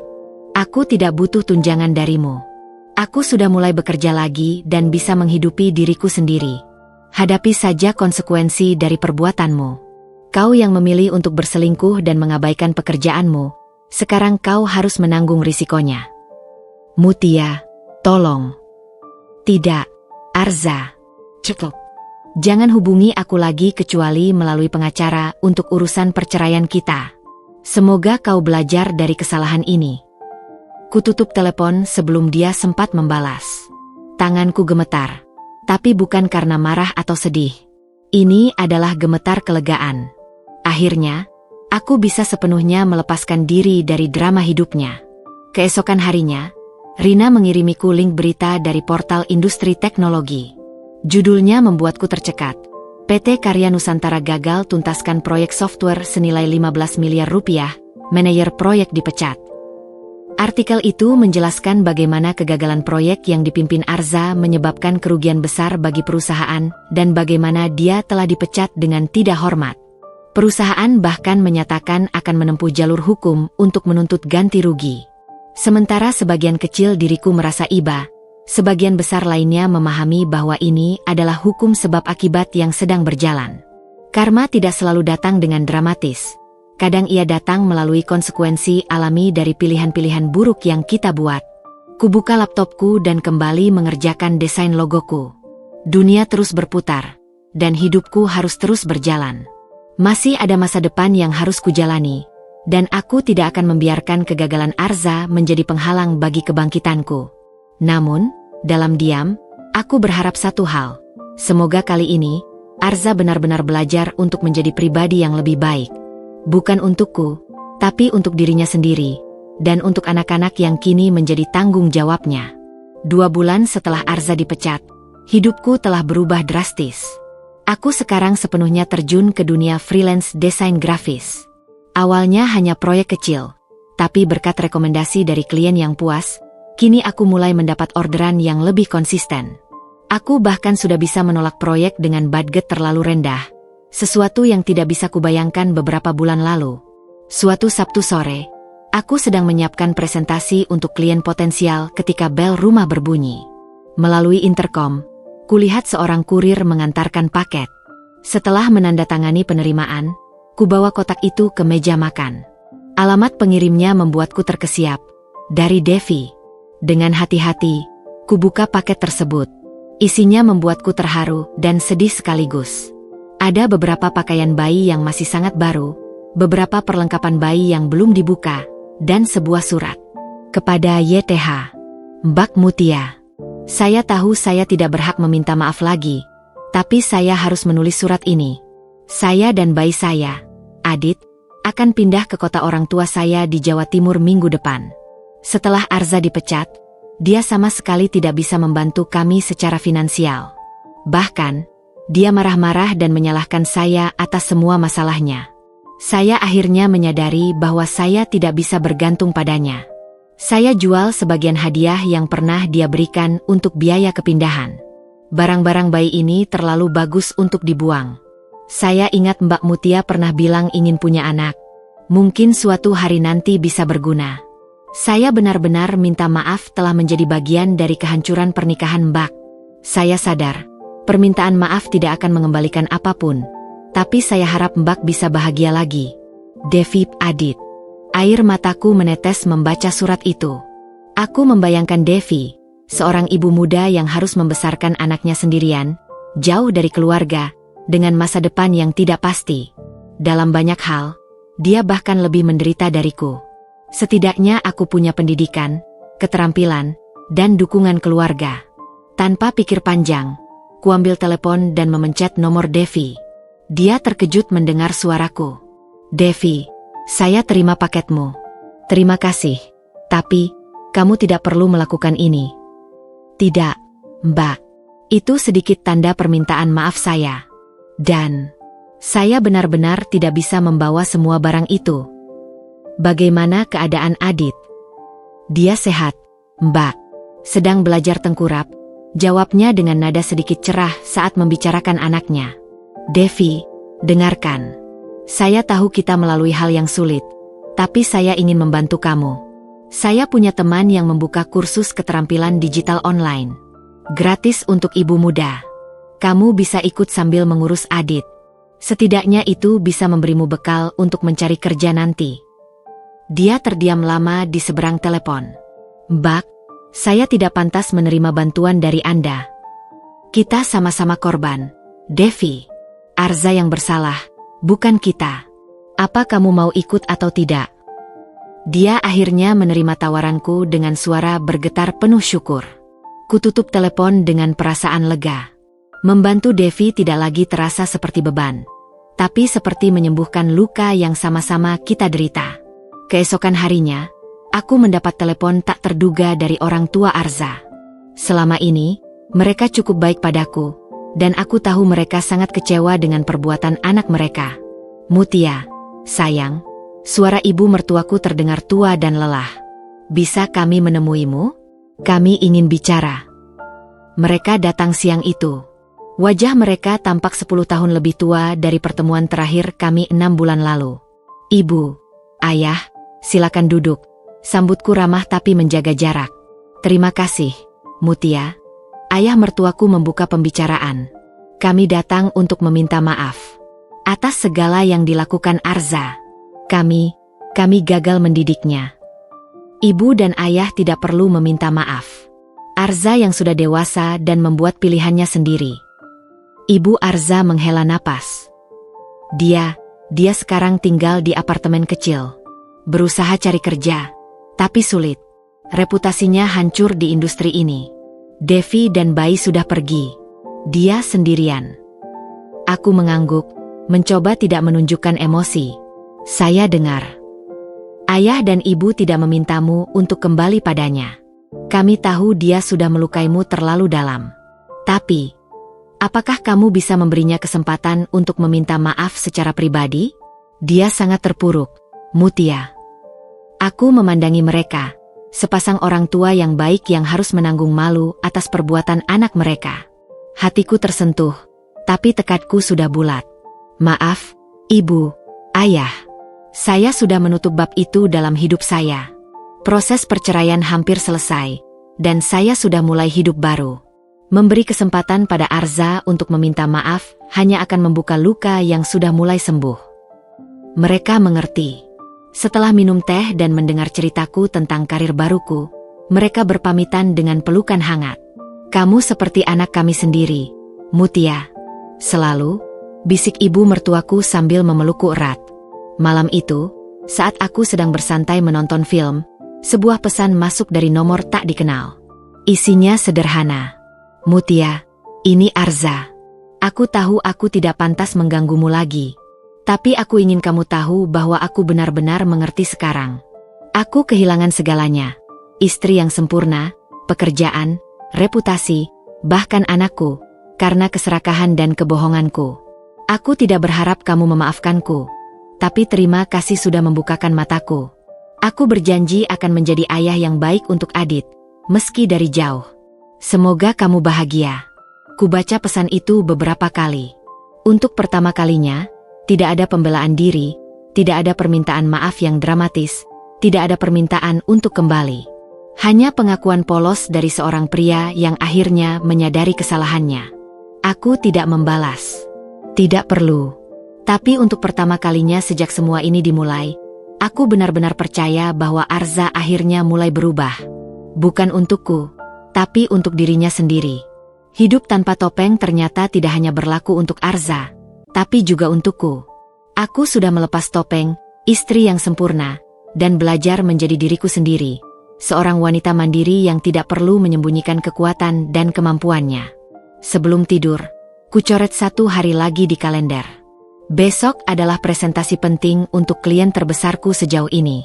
Senyum kecil mengembang di bibirku. Hidup ini memang tak terduga, kadang menghancurkan kita, tapi dari reruntukan itu, kita bisa membangun sesuatu yang lebih baik, lebih kuat, dan lebih jujur. Pagi itu, udara terasa berbeda. Matahari pagi menyelinap melalui jendela kamar kerjaku yang baru, sebuah ruangan kecil yang kubah menjadi studio pribadi. Dindingnya kututup dengan mood board penuh inspirasi, sketsa desain, dan jadwal proyek. Ruangan ini adalah simbol kebebasanku, sebuah ruang yang sepenuhnya milikku, tanpa jejak arza atau kenangan pahit masa lalu. Hari ini adalah hari presentasi untuk klien terbesarku sejauh ini, sebuah startup teknologi yang sedang berkembang pesat. Mereka membutuhkan identitas visual baru untuk produk terbarunya. Proyek ini tidak hanya bernilai besar, tapi juga akan menjadi batu loncatan penting untuk karir desain grafisku. Sudah siap, Mbak Mutia? Tanya Sari, asisten mudaku yang kurekrut sebulan lalu. Seorang fresh graduate yang antusias. Dia membantuku mengatur jadwal dan komunikasi dengan klien. Sudah, Sar. Tolong periksa lagi print out materi presentasinya dan pastikan semua file backup sudah siap. Sambil menunggu, kuambil cangkir kopi dan berdiri di depan jendela. Pikiranku melayang ke 6 bulan yang lalu, saat aku masih menjadi istri yang bergantung sepenuhnya pada suami, meragukan kemampuanku sendiri, dan percaya bahwa kebahagiaanku tergantung pada orang lain. Kini, aku berdiri di sini, memiliki bisnis kecil-kecilan sendiri, mempekerjakan orang, dan akan presentasi di depan klien penting. Perjalanan menuju kantor klien terasa menegangkan tapi juga membanggakan. Aku mengenakan setelan blazer yang kubeli dengan uang hasil kerjaku sendiri. Setiap jahitan bajuku terasa seperti bukti kemandirianku. Kamu pasti nervous ya, Mbak? Tanya Sari saat kami sampai di gedung perkantoran yang megah. Sedikit, tapi lebih banyak excited, jawabku sambil tersenyum. Ini adalah bukti bahwa kita bisa bangkit dari apapun. Presentasi berjalan lancar. Para direktur startup itu terkesan dengan konsep yang kusajikan. Mereka banyak bertanya dan memberikan apresiasi pada detail-detail dalam desainku. Saya sangat menyukai pendekatan Anda dalam menyampaikan nilai-nilai brand melalui elemen visual yang sederhana tapi powerful. Puji CEO perusahaan itu, Bapak Wijaya. Terima kasih, Pak. Saya percaya desain yang baik adalah yang bisa bercerita tanpa perlu banyak kata-kata. Saat presentasi hampir berakhir, seorang wanita parubaya masuk ke ruangan. Maaf terlambat, saya baru saja keluar dari meeting lain. Aku membeku.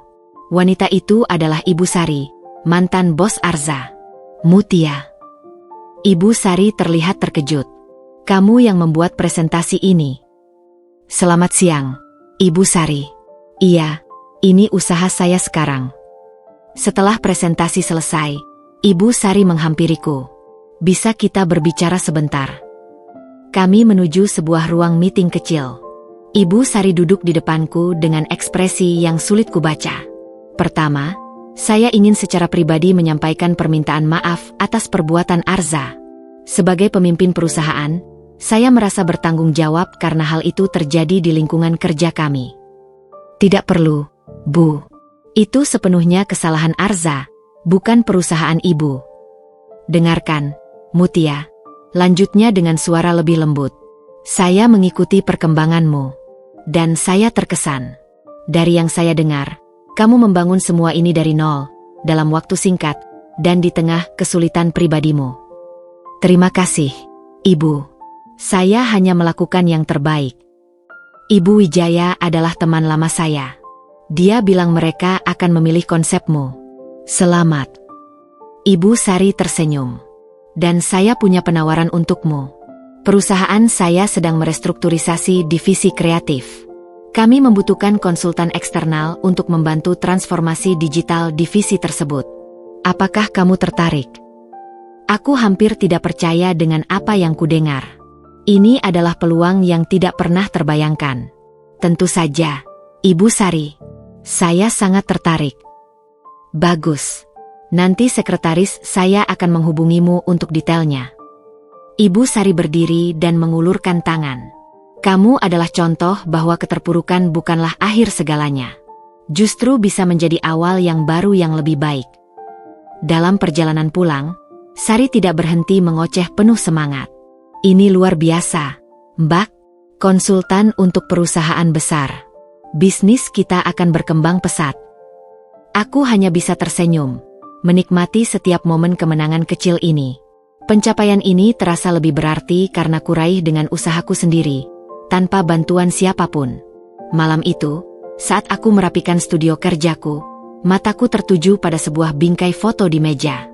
Foto itu diambil 3 bulan lalu, saat presentasi pertamaku untuk klien kecil. Wajahku dalam foto itu masih terlihat ragu-ragu, penuh dengan luka yang belum sembuh. Kini, ketika bercermin, yang kulihat adalah wanita yang percaya diri, dengan mata yang berbinar penuh tekad. Kubuka laptop dan mulai membuat proposal untuk proyek dari Ibu Sari. Jari-jariku menari di atas keyboard dengan percaya diri. Setiap ketikan terasa seperti menorehkan bab baru dalam hidupku. Tak lama, telepon berdering. Dari Rina. Aku dengar kabar baik. Presentasimu sukses dan dapat proyek besar. Teriaknya penuh semangat. Berita menyebar cepat ya? Jawabku sambil tertawa. Tentu. Aku punya sumber di setiap perusahaan di kota ini. Yuk kita rayakan. Aku traktir makan malam di restoran mewah. Sar traktir? Ini baru. Godaku.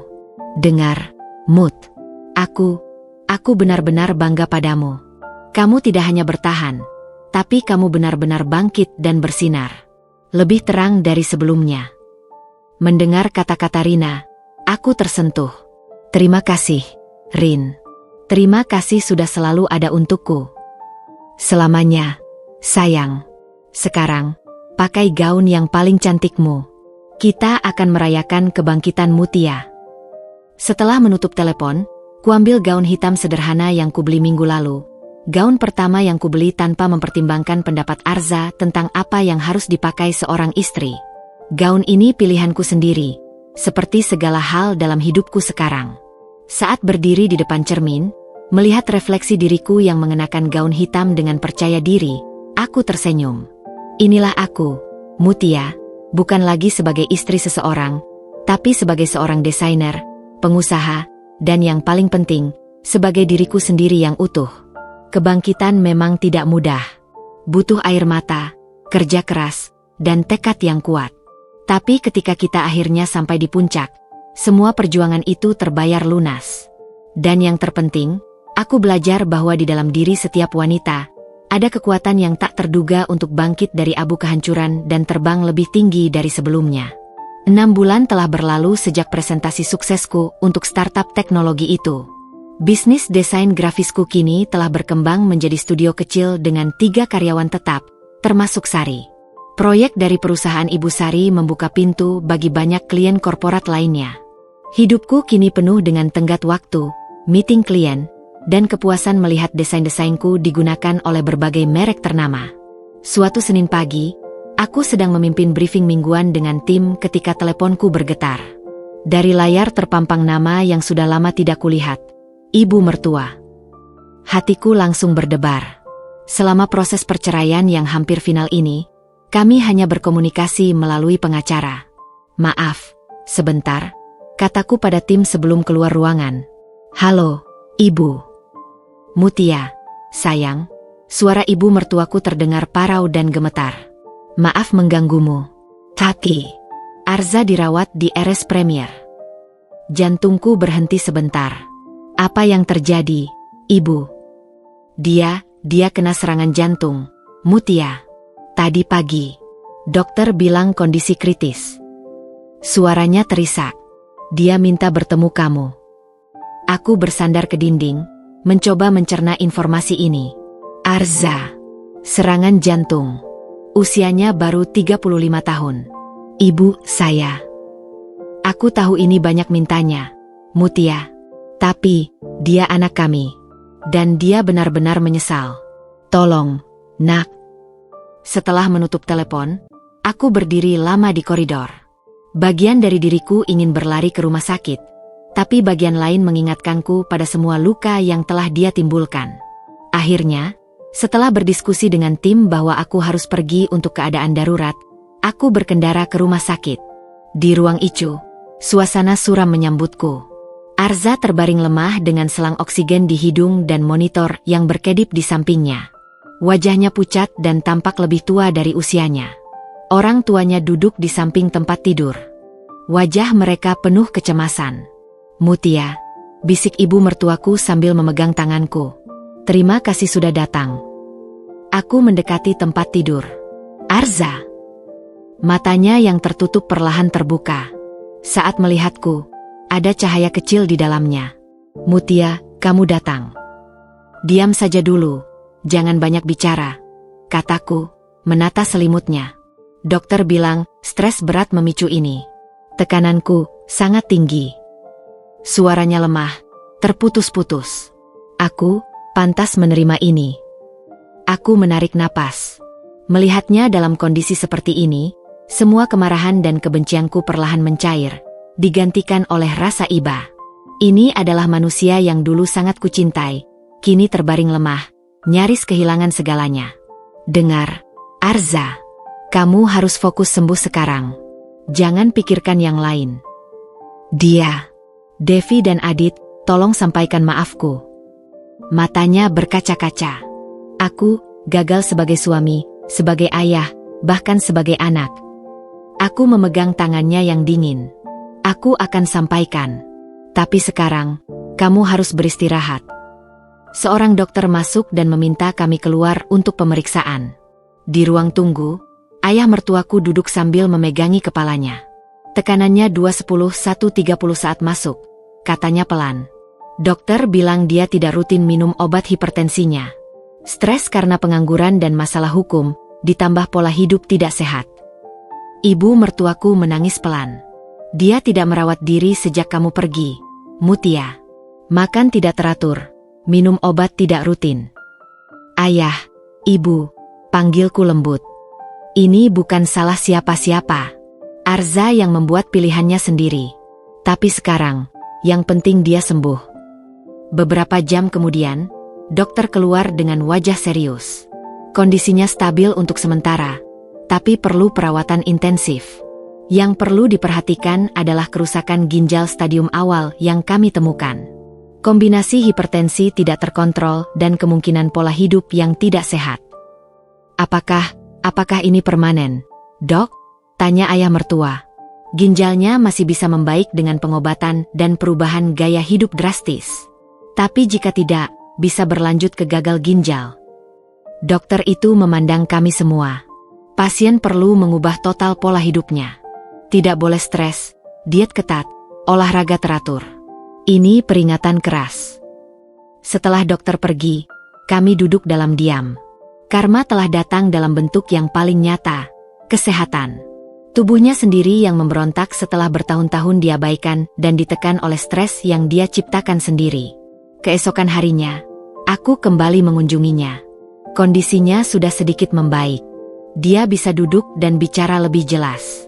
"Mutia," panggilnya saat aku masuk. Aku lihat kamu di majalah bisnis bulan lalu. Studio desainmu, sukses sekali." Aku tersenyum kecil. "Iya, Arza. Aku bahagia dengan yang kulakukan sekarang."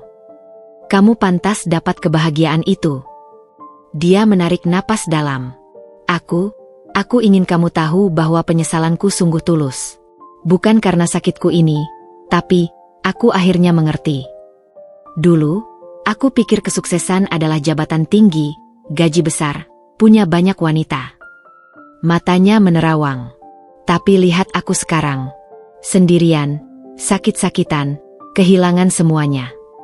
Kamu tidak sendirian, Arza. Orang tuamu ada di sini. Dan kamu masih punya Adit. Dia, bagaimana kabarnya? Aku masih berkomunikasi dengan Devi. Adit sehat dan lucu. Mereka sudah menetap di Malang. Devi ikut kursus dan sekarang kerja remote sebagai admin. Senyum kecil pertama muncul di wajahnya sejak aku datang. Bagus, setidaknya mereka baik-baik saja. Arza, kataku, memegang tangannya. Sembuhkan dirimu. Bukan untuk siapa-siapa, tapi untuk dirimu sendiri. Kamu masih punya kesempatan untuk menjadi ayah yang baik untuk Adit, anak yang baik untuk orang tuamu. Dia mengangguk, air mata menetes. Aku akan coba, Mutia. Aku janji. Saat aku berpamitan, dia memanggilku. Mutia, terima kasih. Untuk semuanya. Untuk masa lalu yang indah, dan untuk pelajaran berharganya. Di luar rumah sakit, aku menghirup udara segar. Melihat Arza terbaring lemah membuatku menyadari betapa berharganya kesehatan dan kedamaian pikiran. Karma memang datang dalam berbagai bentuk, dan bagi Arza, itu datang dalam bentuk peringatan dari tubuhnya sendiri, bahwa kesuksesan sejati bukanlah tentang harta atau jabatan, tapi tentang bisa bangun setiap pagi dengan tubuh yang sehat dan hati yang tenang. Perjalanan pulang kuisi dengan doa untuk kesembuhannya. Bukan karena aku masih mencintainya, tapi karena sebagai manusia, aku berharap dia bisa menemukan kedamaian dan tujuan hidup yang sebenarnya. Dan yang terpenting, belajar merawat dirinya sendiri, karena tidak ada yang akan melakukannya untuknya. 3 minggu setelah Arza dirawat di rumah sakit, aku mendapat telepon dari Devi. Suaranya terdengar tenang, berbeda dari nada putus asa yang biasa kudengar. Mbak Mutia, apa kita bisa ketemu? Saya ada sesuatu yang ingin saya berikan secara langsung. Kami setuju bertemu di sebuah kafe dekat studionya. Saat Devi datang, aku terkejut melihat penampilannya. Rambutnya yang biasanya terurai kini dipotong rapi, pakaiannya sederhana tapi rapi, dan yang paling mencolok adalah ekspresinya yang penuh kedamaian. Dia mendorong kereta bayi tempat Adit tertidur pulas. Terima kasih sudah mau ketemu, Mbak, katanya sambil duduk. Tidak masalah. Bagaimana kabar Adit? Dia makin besar ya? Dia tersenyum lemah. Iya, sudah bisa tengkurap sendiri. Cerewet sekali, Mbak. Dia memandang Adit dengan penuh kasih sebelum kembali menatapku. Saya dengar tentang kondisi Arza. Bagaimana keadaannya sekarang? Sudah keluar dari rumah sakit. Tekanannya sudah lebih terkontrol, tapi harus diet ketat dan minum obat teratur. Dia tinggal sementara dengan orang tuanya. Devi mengangguk pelan. Saya sudah putuskan untuk pindah ke Belanda. Aku terkejut. Belanda? Kenapa tiba-tiba? Dulu, sebelum kenal Arza, saya punya pacar orang Belanda. Kami sempat serius, tapi putus karena dia harus pulang. Beberapa bulan lalu, kami kembali berhubungan. Dia mengambil foto dari dompetnya. Seorang pria bule berambut pirang dengan senyum hangat, menggendong Adit. Dia tahu tentang Adit dan dia mau menerima kami apa adanya. Dia bahkan bersedia mengurus visa dan segala keperluan kami. Devi, itu luar biasa. Selamat. Terima kasih, Mbak. Tapi dia menghela napas. Sebelum pergi, saya ingin mengembalikan ini. Dia mengeluarkan sebuah kotak perhiasan dari tasnya, kotak yang sama yang dulu kutemukan di rumahku. Kalung ini, katanya membuka kotak. Arza bilang ini hadiah untuk ulang tahun pernikahan kami yang pertama. Tapi setelah tahu kebenarannya, saya tidak bisa memakainya. Rasanya tidak pantas. Aku memandang kalung emas dengan liontin hati itu. Sekarang aku mengerti, ini bukan hadiah ulang tahun untuk Devi, tapi untuk ulang tahun pernikahan kami yang pertama. Arza bahkan membohonginya tentang makna hadiah itu. Devi, kamu tidak perlu mengembalikannya. Itu hadiah untukmu. Tidak, Mbak. Ini seharusnya milik Anda. Dan ada satu hal lagi. Dia mengeluarkan surat tersegel. Ini untuk Arza. Tolong berikan padanya. Saya sudah jelaskan semuanya di sini, tentang keputusanku pergi, bahwa saya memaafkannya, dan bahwa dia bebas mengunjungi Adit kapan saja. Aku menerima surat itu dengan perasaan haru. Kamu yakin dengan keputusanmu ini, Devi? Dengan sangat yakin, Mbak. Saya sudah terlalu lama hidup dalam bayang-bayang dosa dan penyesalan. Saya butuh awal yang baru, untuk saya dan untuk Adit. Di Belanda, tidak ada yang tahu masa lalu kami. Kami bisa mulai dengan bersih. Kapan berangkat? Minggu depan. Penerbangan ke Amsterdam. Matanya berkaca-kaca. Mbak Mutia, terima kasih untuk segala kebaikan Anda.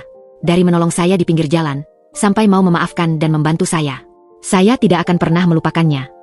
Aku memegang tangannya. Kamu kuat, Devi. Lebih kuat dari yang kamu kira. Semoga kamu dan Adit menemukan kebahagiaan yang kamu cari. Setelah Devi pergi, aku duduk lama di kafe, memandangi kalung dan surat yang dia tinggalkan. Hidup memang penuh kejutan. Siapa sangka wanita yang dulu kutolong di pinggir jalan dalam keadaan putus asa, kini akan memulai kehidupan baru di belahan dunia lain? Malam itu, aku menelepon Arza. Suaranya masih terdengar lemah. Arza, saya ketemu Devi tadi. Dia, bagaimana kabarnya? Dia dan Adit akan pindah ke Belanda minggu depan. Dia meninggalkan surat untukmu. Aku membacakan isi surat itu, tentang pria Belanda itu, tentang keputusannya pergi, tentang maaf dan pengampunan. Di seberang telepon, Arza terdiam lama. Jadi, dia benar-benar pergi. Dia mencari kebahagiaannya, Arza. Seperti yang seharusnya kita semua lakukan. Dia tinggalkan alamat dan nomor teleponnya. Ada di surat ini. Dia bilang kamu boleh mengunjungi Adit kapan saja. Dia menarik napas dalam. Mutia, apa kamu pikir aku pantas bertemu Adit nanti? Itu bukan urusanku, Arza. Tapi sebagai sesama manusia, aku pikir setiap ayah berhak mencoba menjadi yang terbaik untuk anaknya. Dia terdiam lagi. Terima kasih sudah menyampaikan ini. Dan, terima kasih untuk segalanya. Mau ketemu untuk saya berikan surat dan sesuatu yang lain? Tidak perlu. Kita sudah tidak perlu pertemuan lagi. Suratnya bisa kamu kirim via pos. Untuk sesuatu yang lain, kamu simpan saja. Itu memang bukan untuk Devi. Itu hadiah ulang tahun pernikahan kita dulu yang kubeli tapi tidak sempat kuberikan karena kita bertengkar malam itu. Sekarang giliranku terdiam. Jadi, selama ini aku salah sangka. Arza. Tidak apa-apa, Mutia. Biarlah itu menjadi penutup. Kamu simpan atau jual, terserah kamu. Aku harus periksa tekanan darah lagi. Dokter bilang tidak boleh stres. Setelah menutup telepon, aku membuka kotak perhiasan itu. Kalung itu masih bersinar, tapi sekarang maknanya sudah berbeda. Ini bukan lagi simbol pengkhianatan, tapi menjadi pengingat akan betapa rumit dan berlikunya kehidupan, dan bagaimana kebenaran seringkali tidak hitam putih. Keesokan harinya, aku mengirim surat Devi kepada Arza via kurir. Kalung itu kusimpan di laci, bukan sebagai kenangan pahit, tapi sebagai bukti bahwa dalam hidup, segala sesuatu, termasuk luka dan pengampunan, pada akhirnya akan menemukan jalannya masing-masing. Devi pergi, meninggalkan bab baru untuk ditulisnya di negeri orang. Dan kami yang tinggal, harus terus menulis bab kami sendiri, dengan tinta yang lebih bijak, di halaman yang lebih bersih. 2 tahun telah berlalu sejak Devi pergi ke Belanda dan Arza mengalami serangan jantung. Pagi ini, aku berdiri di depan cermin di apartemen baruku yang luas, memeriksa penampilanku untuk terakhir kalinya. Gaun putih sederhana yang kupakai terasa sempurna, elegan tapi tidak berlebihan, persis seperti yang kuinginkan. Hari ini adalah hari pernikahanku dengan Rendra. Mutia, kamu cantik sekali, bisik Rina yang berdiri di belakangku, matanya berkaca-kaca. Dialah yang menjadi pendamping pengantinku. Tenang, jangan sampai make up emu luntur, godaku, meski hatiku juga dipenuhi emosi. Rendra muncul di pintu, mengenakan setelan linen putih yang cocok dengan gaunku. Matanya berbinar saat melihatku. Sayang, waktunya sudah hampir tiba. Semua tamu sudah berkumpul. Acara pernikahan kami sederhana, hanya dihadiri keluarga dan teman-teman terdekat. Kami memilih untuk menikah di taman atap apartemenku dengan pemandangan kota sebagai latarnya. Saat aku berjalan menyusuri aisle kecil menuju Rendra, kulihat orang tuaku tersenyum bahagia. Ibu Sari yang dulu memberiku kesempatan pertama, tim kerjaku yang telah menjadi seperti keluarga, dan tentu saja Rina yang tidak pernah meninggalkanku. Kamu cantik sempurna, bisik Rendra saat tangannya menggenggam tanganku. Upacara pernikahan berlangsung singkat tapi penuh makna. Saat kami saling mengucapkan janji, mataku menatapnya dalam-dalam. Rendra adalah segala yang tidak dimiliki Arza, jujur, transparan, dan menghargaiku sebagai partner yang setara. Dia tidak pernah takut menunjukkan kelemahannya dan selalu mendukung pertumbuhan karierku. Dan sekarang, dengan hak yang diberikan oleh negara ini, saya nyatakan kalian suami istri, ucap petugas pencatat. Rendra menciumku dengan lembut, dan sorak-sorai tamu memecah kesunyian. Saat itulah, dari sudut mataku, kulihat seorang pria berdiri di pintu masuk, Arza. Dia terlihat jauh lebih sehat dari 2 tahun lalu. Wajahnya lebih berisi, dan yang paling kusyukuri, dia tersenyum. Dia memberi hormat dari kejauhan, lalu berbalik pergi. Di tangannya, kulihat dia membawa sebuah album. Kemudian kuingat, beberapa bulan yang lalu, dia menelepon dan meminta izin untuk mengambil beberapa foto masa kecilnya yang masih tersimpan di rumah kami dulu. Ada apa? Tanya Rendra pelan. Tidak ada, sayang. Semuanya sempurna, jawabku sambil menatapnya kembali. Pesta pernikahan berlangsung meriah. Studio desain grafisku yang kini telah berkembang menjadi agensi kecil dengan 15 karyawan menyiapkan segala dekorasi dengan tema, kebangkitan dan harapan baru. Sebuah konsep yang sangat personal bagiku. Saat sedang menikmati kue pernikahan, ibuku menghampiriku. Akhirnya kamu menemukan kebahagiaanmu. Nak, ibu selalu percaya kamu akan melalui semuanya. Terima kasih, Bu. Terima kasih sudah tidak pernah berhenti mendukungku. Tidak lama kemudian, Sari, asisten mudaku yang sekarang sudah menjadi manajer operasional, datang dengan membawa sebuah paket. Ini tadi datang untukmu, Mbak Mutia. Kuberikan paket itu pada Rendra untuk dibuka. Isinya membuatku terkejut. Sebuah lukisan cat air yang indah, menggambarkan seorang wanita berdiri di tepi tebing dengan tangan terbuka, menghadap matahari terbit. Di sudutnya tertulis, "Untuk Mutia Prendra, semoga setiap bab baru membawa kebahagiaan yang lebih dalam. Devi Adit." Ternyata Devi kini menjadi pelukis di Belanda. Dalam surat pendek yang disertakan, dia bercerita bahwa Adit sudah mulai bersekolah dan bisa berbicara 3 bahasa. "Lihatlah betapa berputarnya kehidupan," bisik Rendra sambil memeluk pundaku. Dari tragedi muncul berkah-berkah tak terduga. Malam itu, saat semua tamu telah pulang, aku dan Rendra duduk di balkon, menatap gemerlap lampu kota. "Aku punya kejutan untukmu," kata Rendra tiba-tiba. "Kita punya tiket untuk bulan madu ke Bali selama sebulan. Dan kabar baiknya, kamu tidak perlu khawatir dengan pekerjaan karena timmu sudah sepenuhnya siap menjalankan agensi selama kita pergi." "Apa? Tapi bagaimana dengan?" "Sudah katurapkan semuanya dengan Sari. Mereka bahkan sudah menyiapkan presentasi untuk klien baru yang akan datang minggu depan sebelum kita berangkat." Rendra tersenyum bangga. "Kamu sudah membangun tim yang luar biasa, sayang. Sekarang waktunya kamu belajar mempercayai mereka sepenuhnya." Air mata kebahagiaan menetes di pipiku. Dulu, aku tidak bisa membayangkan melepaskan kendali sebentar pun. Tapi sekarang, aku tahu bahwa tim yang kubangun, keluarga baruku, akan menjaga segala sesuatu dengan baik. Keesokan paginya, saat sedang mengepak koper, aku menerima pesan singkat dari Arza. "Selamat atas pernikahanmu, Mutia. Kamu terlihat sangat bahagia. Aku senang melihatmu seperti itu. Kabar baik. Aku diterima kerja sebagai konsultan paruh waktu dan mulai rutin menjenguk orang tua." Devi mengirimi video Adit yang sedang bermain salju. "Hidup memang tidak sesuai rencana, tapi mungkin itu yang terbaik. Semoga kamu dan Rendra selalu bahagia." Aku tersenyum membaca pesannya. Arza akhirnya menemukan kedamaian dalam kesederhanaan. Dia mungkin tidak lagi menjadi pria berkuasa seperti dulu, tapi setidaknya sekarang dia menjadi manusia yang lebih baik. Saat pesawat lepas landas menuju Bali, aku memandang kota yang semakin mengecil. Rendra memegang tanganku erat. "Bersiap untuk petualangan baru, Mrs. Wijaya?" tanyanya dengan mata berbinar. "Aku sudah siap untuk segala petualangan, asalkan bersamamu," jawabku. Saat menatap cakrawala, aku teringat perjalanan panjang yang telah kulalui. Dari wanita yang hancur di lobi rumah sakit, menjadi wanita yang berdiri tegak di pelaminannya sendiri. Dari istri yang dikhianati, menjadi pemilik agensi yang dihormati. Dari korban, menjadi pemenang. Hidupku memang tidak pernah sesuai rencana awal. Tapi seperti yang kutulis di buku harianku malam setelah pernikahan. Terkadang, rencana terbaik Tuhan adalah ketika Dia merobek rencanamu. Karena dari reruntukan itulah, Dia membangun sesuatu yang lebih indah, lebih kuat, dan lebih cocok untuk versi terakhirmu. Dan inilah aku sekarang, Mutia Wijaya, seorang istri, seorang pemimpin, seorang sahabat, dan yang paling penting, seorang wanita yang akhirnya menemukan dirinya sendiri setelah melalui badai terbesar dalam hidupnya. Bab ini mungkin telah berakhir, tapi halaman baru telah terbuka, dan aku tidak sabar untuk mulai menulisnya.